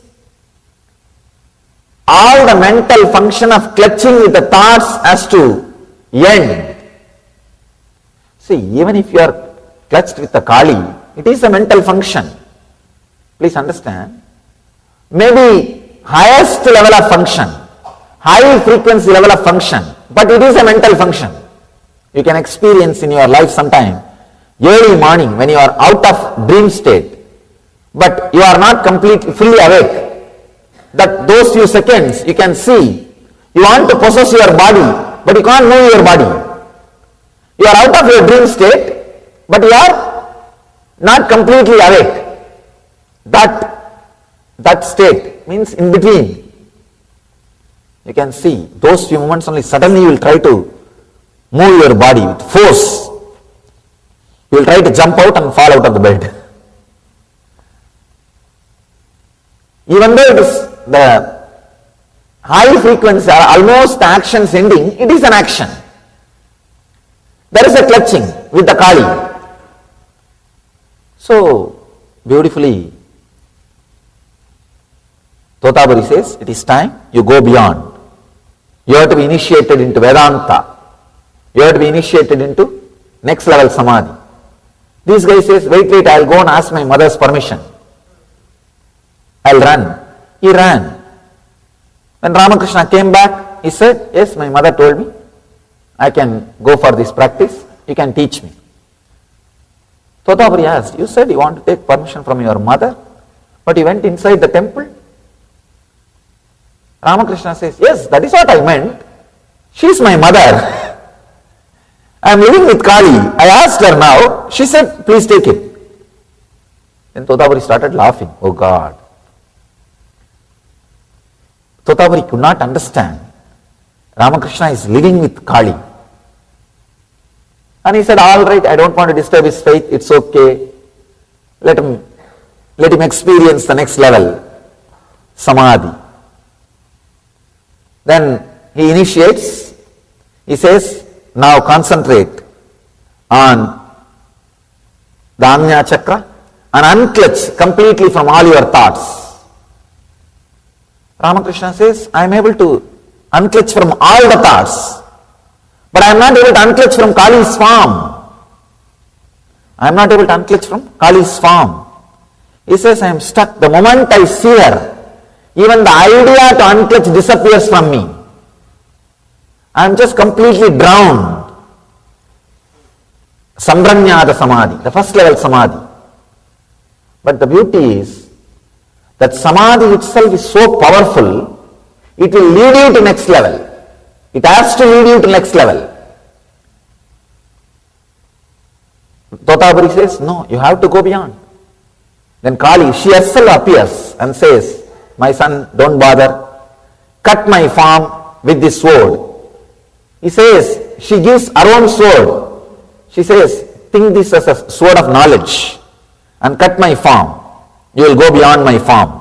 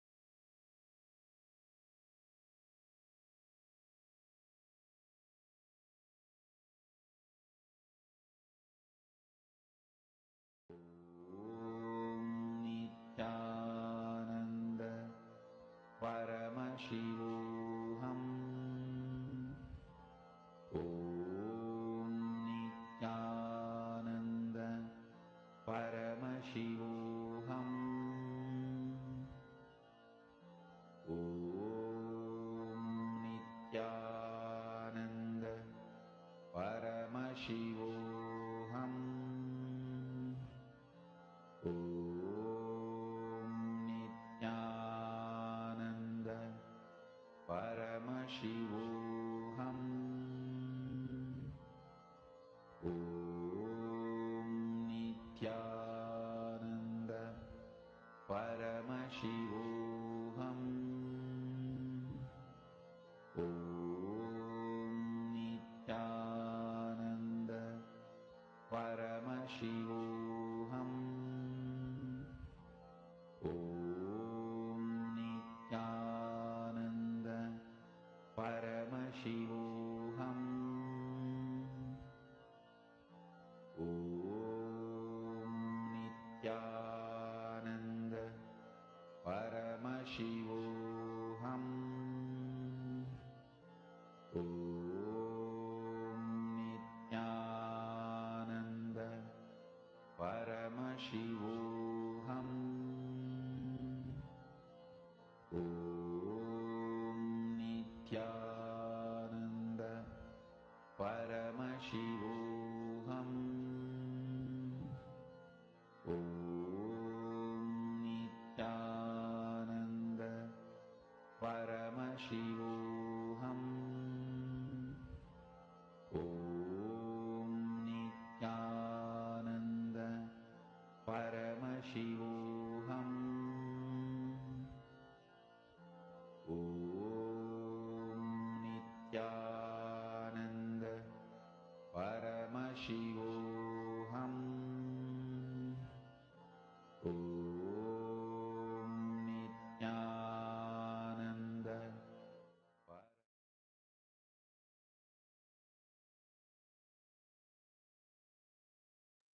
Three, two, one.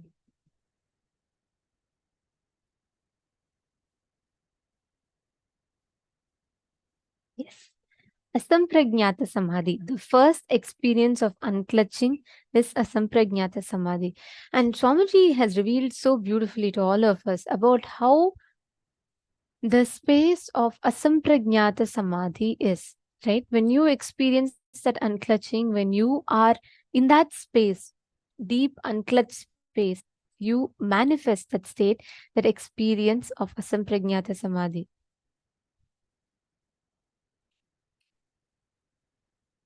Constantly you think about your life.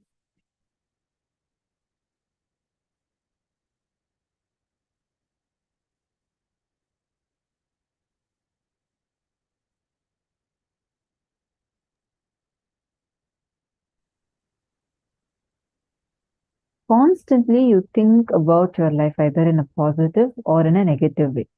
You think your life is a chain of beautiful incidents, or you think of your life as a chain of many sufferings. Usually all of us think on it only as a chain of suffering. Whether we think of it as a chain of suffering or as a chain of beautiful incidents, both of these are just expressing ignorance. Because this shaft that we try to create actually does not exist.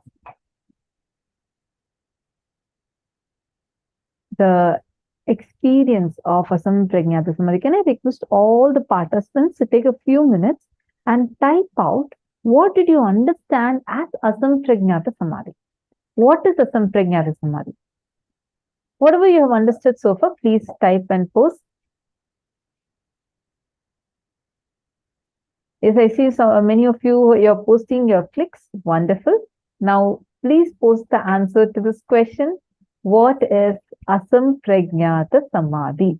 Come on. What exactly is Asampragnata Samadhi? Please take a few minutes and post the answers.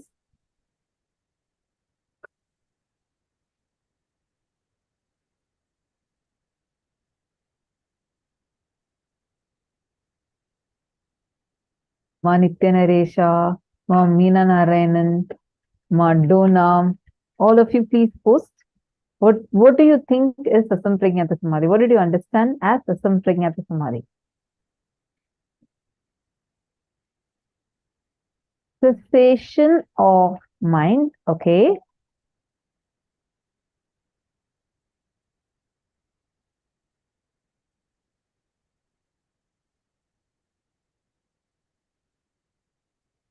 Yes, I see someone named Priya. Nithyanandam.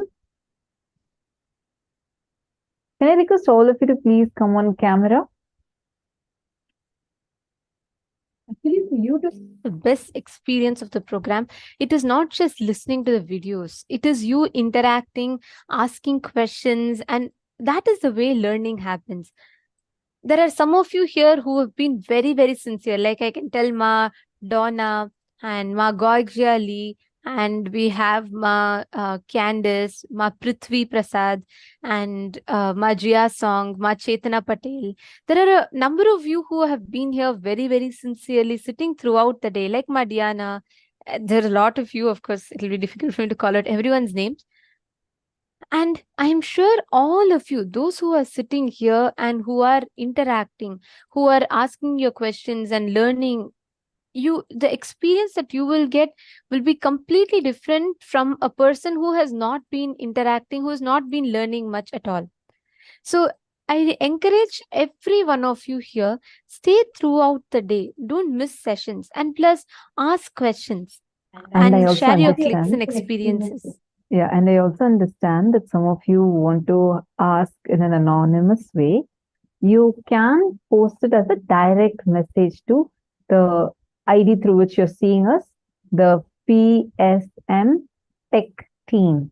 You can send your messages as a direct message to this ID so that we will not read out your name and we'll just address your question or the clicks that you're posting.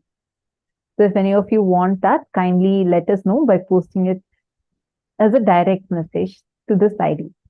All right. Listen carefully. The question is, we all listen. Swamiji explained in detail. Swamiji started explaining to us about conscious sovereignty. And Swamiji explained to us why Samadhi. And then explained to us what is Asampragnata Samadhi. Esma Alexandra Kaspik, as you beautifully posted, it is related to that incident Swamiji shared about Ramakrishna, how Ramakrishna Paramahamsa had experienced Asampragnata Samadhi. But come on, all of you post, what is Asampragnata Samadhi?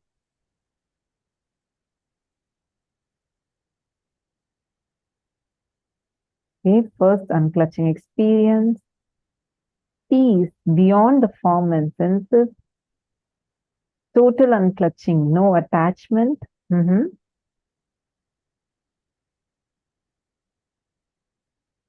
State of superconsciousness with the triad of meditator, meditation, meditator, meditation, and the meditative. Beautiful. Going beyond form, unclutched from the form of God. Okay, wonderful. Mayogyan Rupini is posted, all are delusion. See, the state is not where you experience everything just as delusion, but Mayogyan Rupini, just adding to what you've posted, it is where, like how beautifully they are posted. The immense unclutching you have, where you don't even clutch to the form of your very Ishtadevata itself. See, this Samadhi will happen only when you unclutch from everything else. That is why Sampragnata Samadhi, then from Sampragnata Samadhi, Asampragnata Samadhi.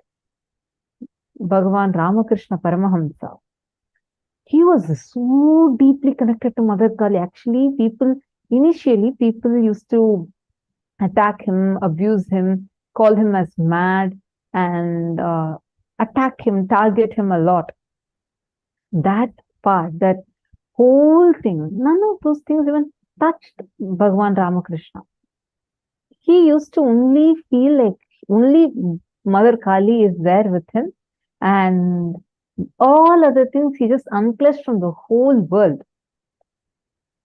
After that, when he had to go beyond even the form of Kali, that is when Thotapuri comes and gives him the next level of unclutching experience, which is unclutching even from that one thing you're clutched to.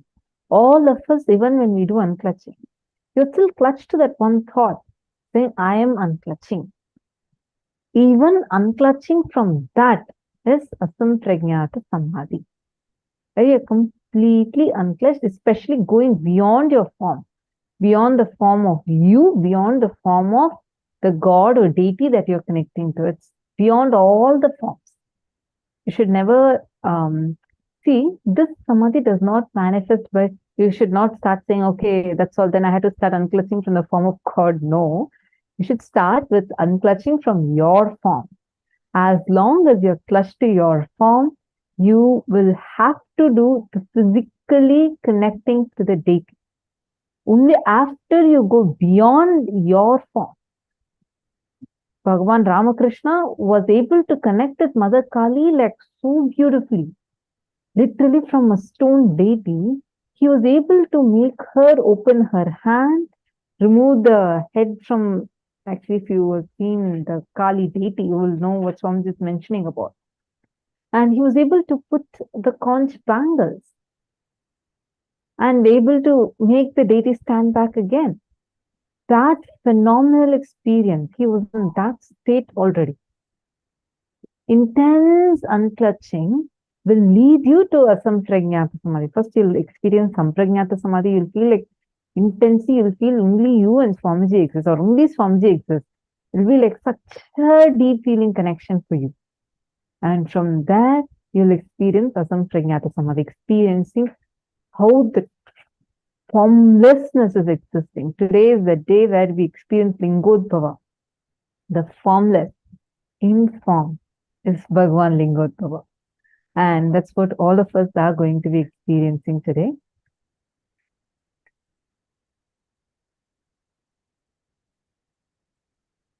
That is why In Hinduism, masters.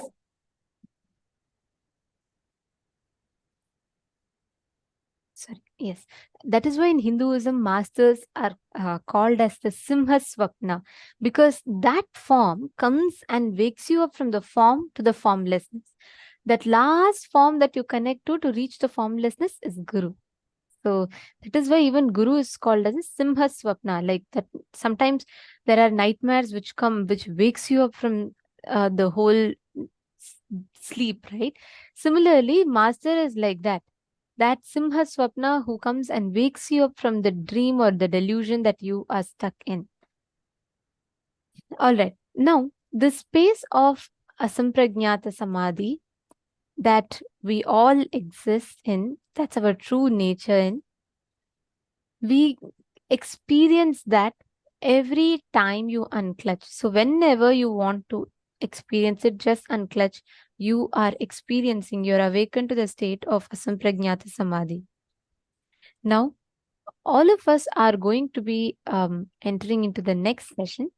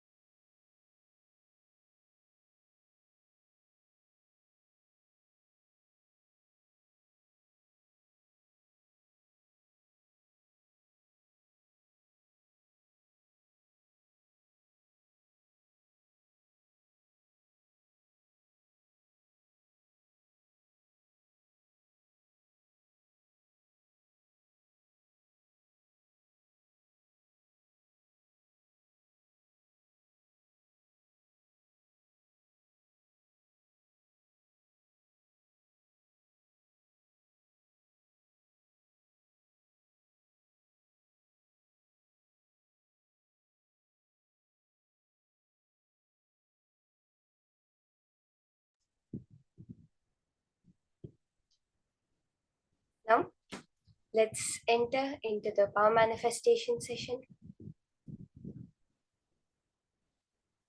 Today we're having very beautiful power that we're going to be manifesting, starting with the power of clairvoyance. Now, what exactly is this power? Let's understand it. See, clairvoyance is the ability to see beyond the eyesight. That is basically what the power of clairvoyance is. The Dura Drishti, being able to see a distance, it's like remote vision, mind reading. All of these would come under the power of clairvoyance. Clairvoyance is a science that a lot of many institutions have been working on, including the US CIA, DARPA, all these kinds of things have all these kinds of organizations have also published a lot of reports where they have been working on the power of clairvoyance. It is only Swamiji who has been able to make it as a science for anyone to be able to manifest.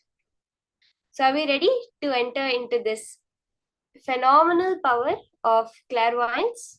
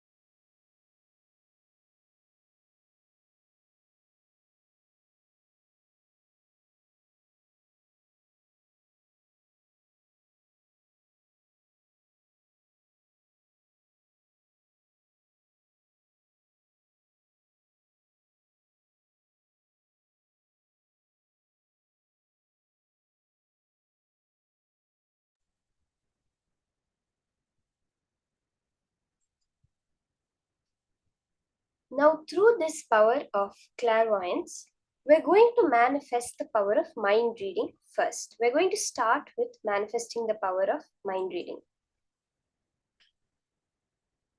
The Shastra Pramana for the power of clairvoyance is from the Shiva Samhita, chapter 5, verse 86. ज्ञानन्य च प्रतिमन्तस्य त्रिकालविषयं भवेत् दूरश्रुति दूरदृष्टि स्वेच्छया खागतां व्रजेत्. Bhagavan Paramashiva says, he gets immeasurable experiential knowledge, knows the past, present and future time, has Dura Shruti and Dura Drishti, the power to listen to things at far distances, and the power to have a direct vision of anything at great distances, clairvoyance, anywhere. Khagatam, the power to move in air like a bird, and the ability to speak on any unknown subject. Omniscience.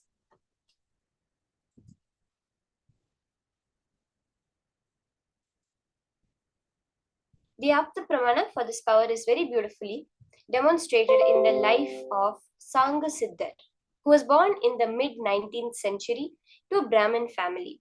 He was very intelligent as a child. He was a adept siddhar by 14. He had mastered all the texts. He lived a very regular life, actually. If you see his life, he did not live a sadhu's life or a sannyasi's life. He lived the life of a regular grihastha, where he got married and had 2 children. So this was during the time of the British occupation of India, and he was working for a British employer named Simpson.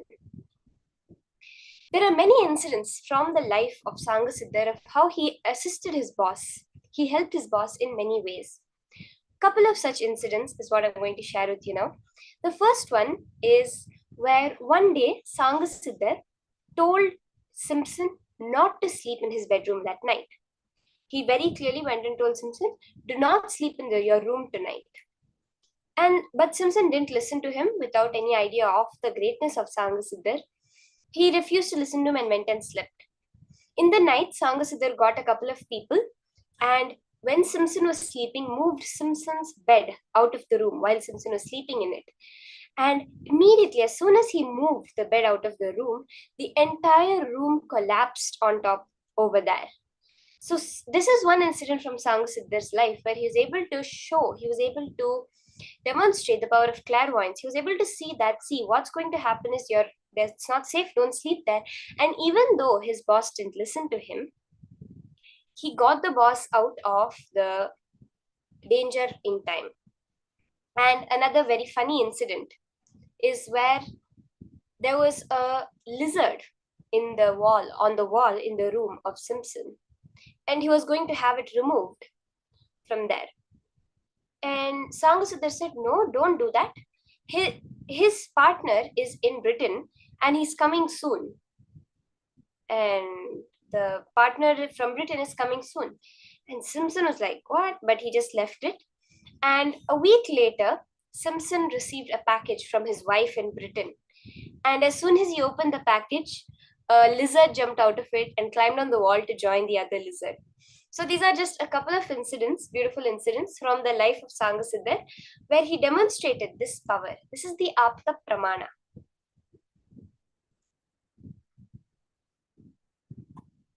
Swamiji's own life, we would have heard in the past sessions, where Swamiji has beautifully shared, where he was able to get the answer about the temple, the Ardhanarishwara temple. So the incident was where his friends decided to have a debate with him. They decided to question him, and every time he got a question, the answer to a question right, they would give him 5 rupees, and if he got it wrong, he would have to give them 5 rupees. And he was answering, and finally a tricky question came up, where a boy who was a son of a priest in a temple asked that temple was what deity's temple. That whole temple was famous in Tiruvannamalai in Swamiji's birth town for being a Muruga temple. But very clearly Swamiji was able to see that it was a Ardhanarishwara temple, and he shared it, and it was exactly right. And that boy was shocked because nobody knew it, and he was the son of the priest of that temple, therefore he knew. And when he shared this, all his friends ran away because they were like, no, we can't face this guy. The samyama to manifest clairvoyance. So Swamiji has very beautifully given us a samyama, a process to manifest the power of clairvoyance. Where you're going, if you see in your core, the way Swamiji has explained it, you are a self-effulgent being, a Swayam Prakasha. Then you are able to see that self-effulgence within you. Then you manifest the power of clairvoyance.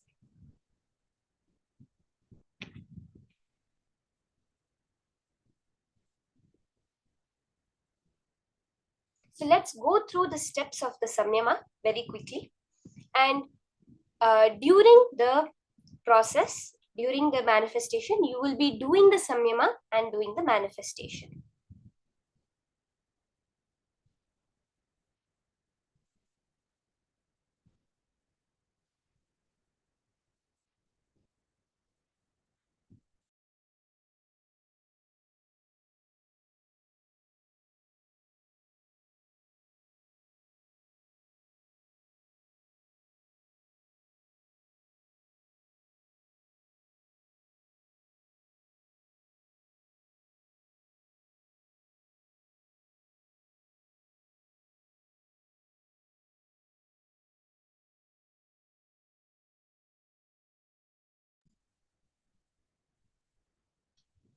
So you can start the process. I'll quickly guide you through the steps, and as we're doing the manifestation, ensure that you are doing this process. Okay?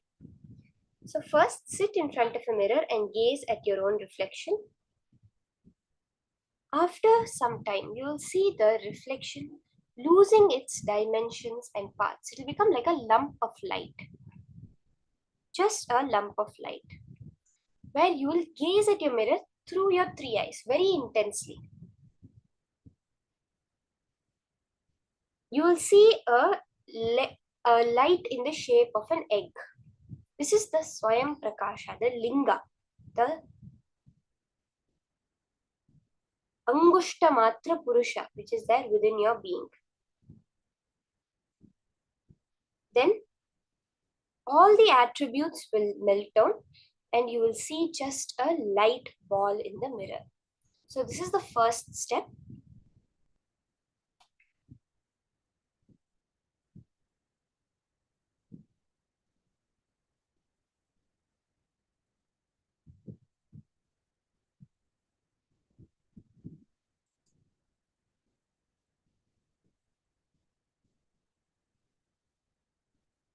Let's all start the process.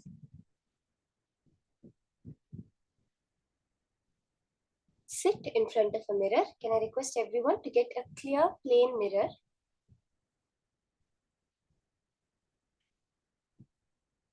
And intensely gaze. We'll do this.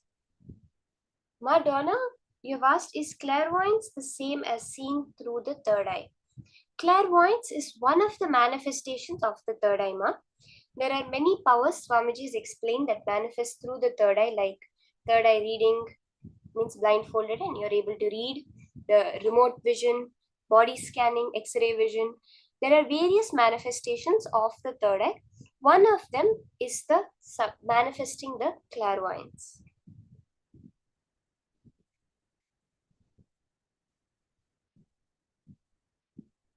Let's all take a few minutes. Sit and gaze intensely in the mirror.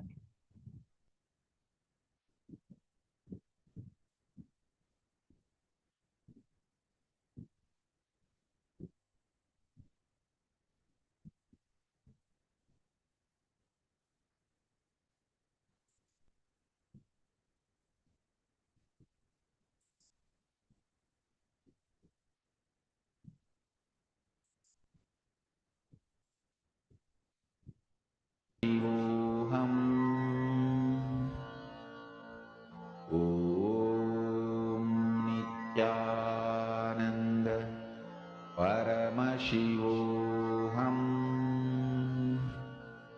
Om Nithyananda Paramashivoham Om Nithyananda Paramashivoham Gaze at your own reflection intensely. Your reflection will lose its separate dimensions and parts. Without any clear hands, legs, head, no clear picture. It will become almost like an egg-shaped ball of light.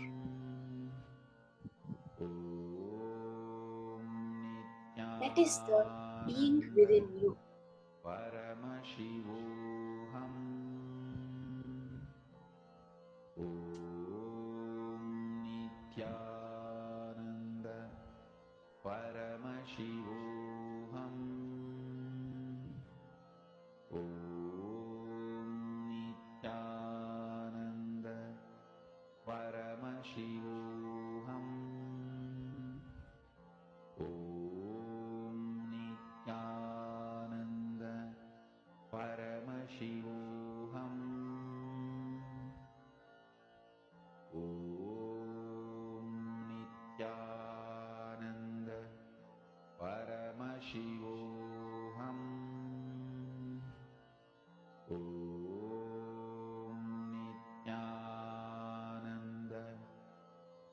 Paramashivoham. Om Nithyananda Paramashivoham.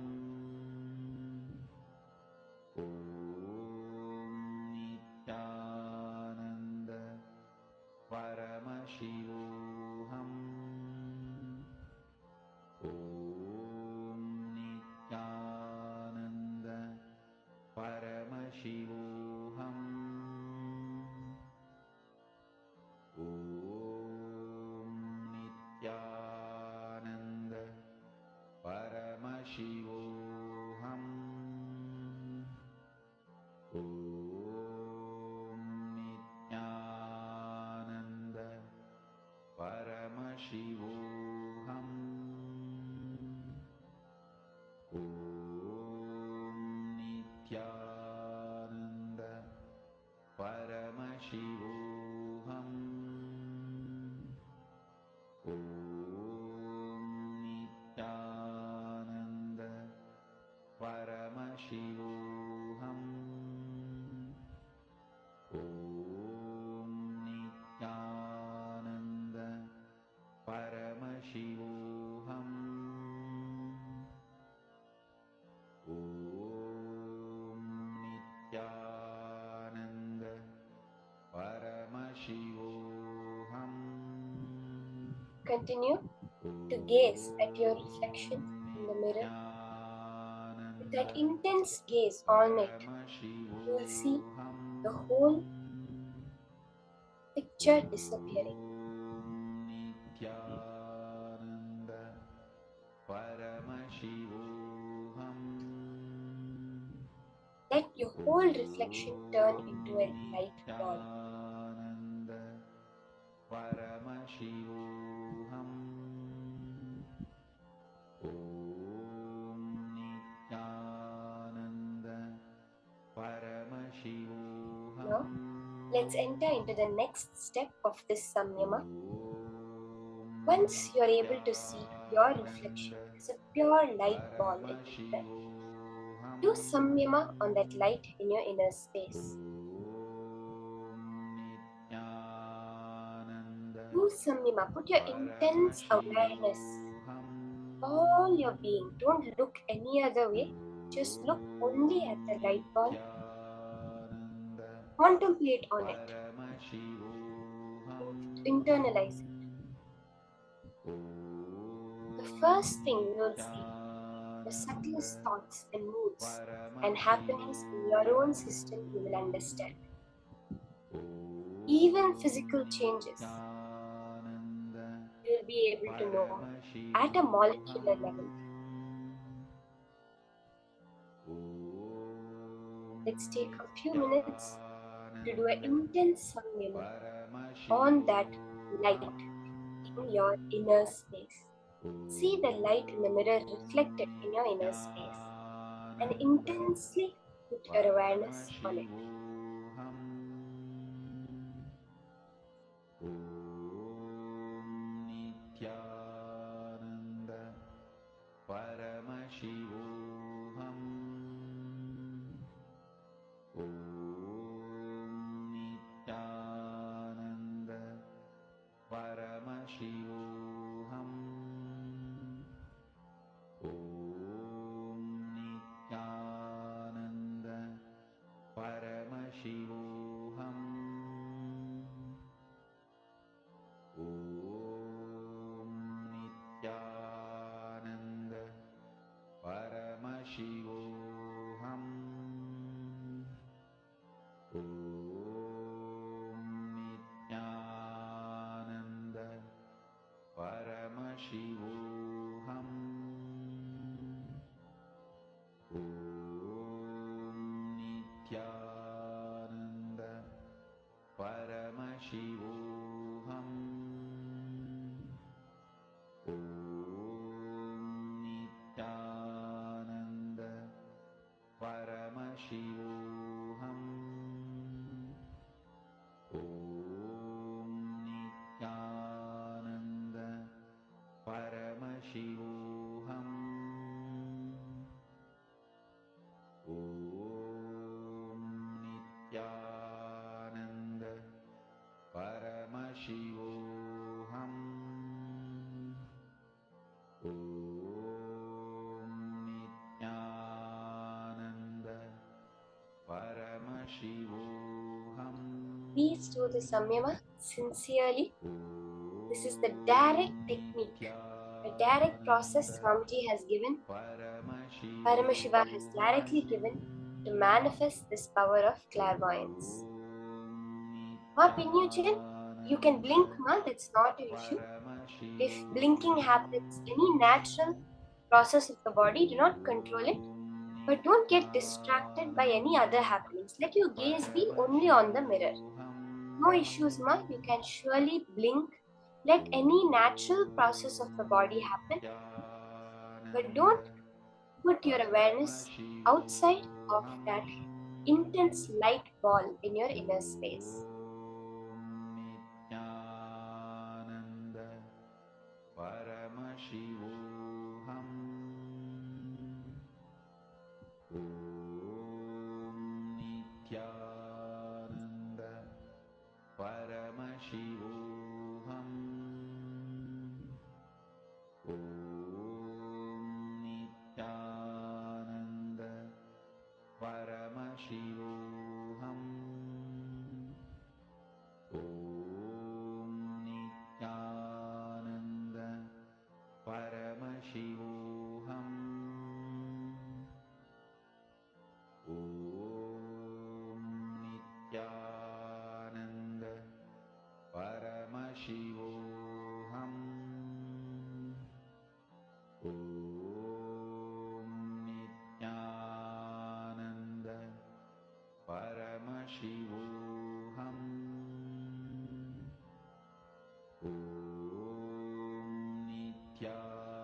Nithyananda Paramashivoham. Om Nithyananda Paramashivoham. Om Nithyananda Paramashivoham. Om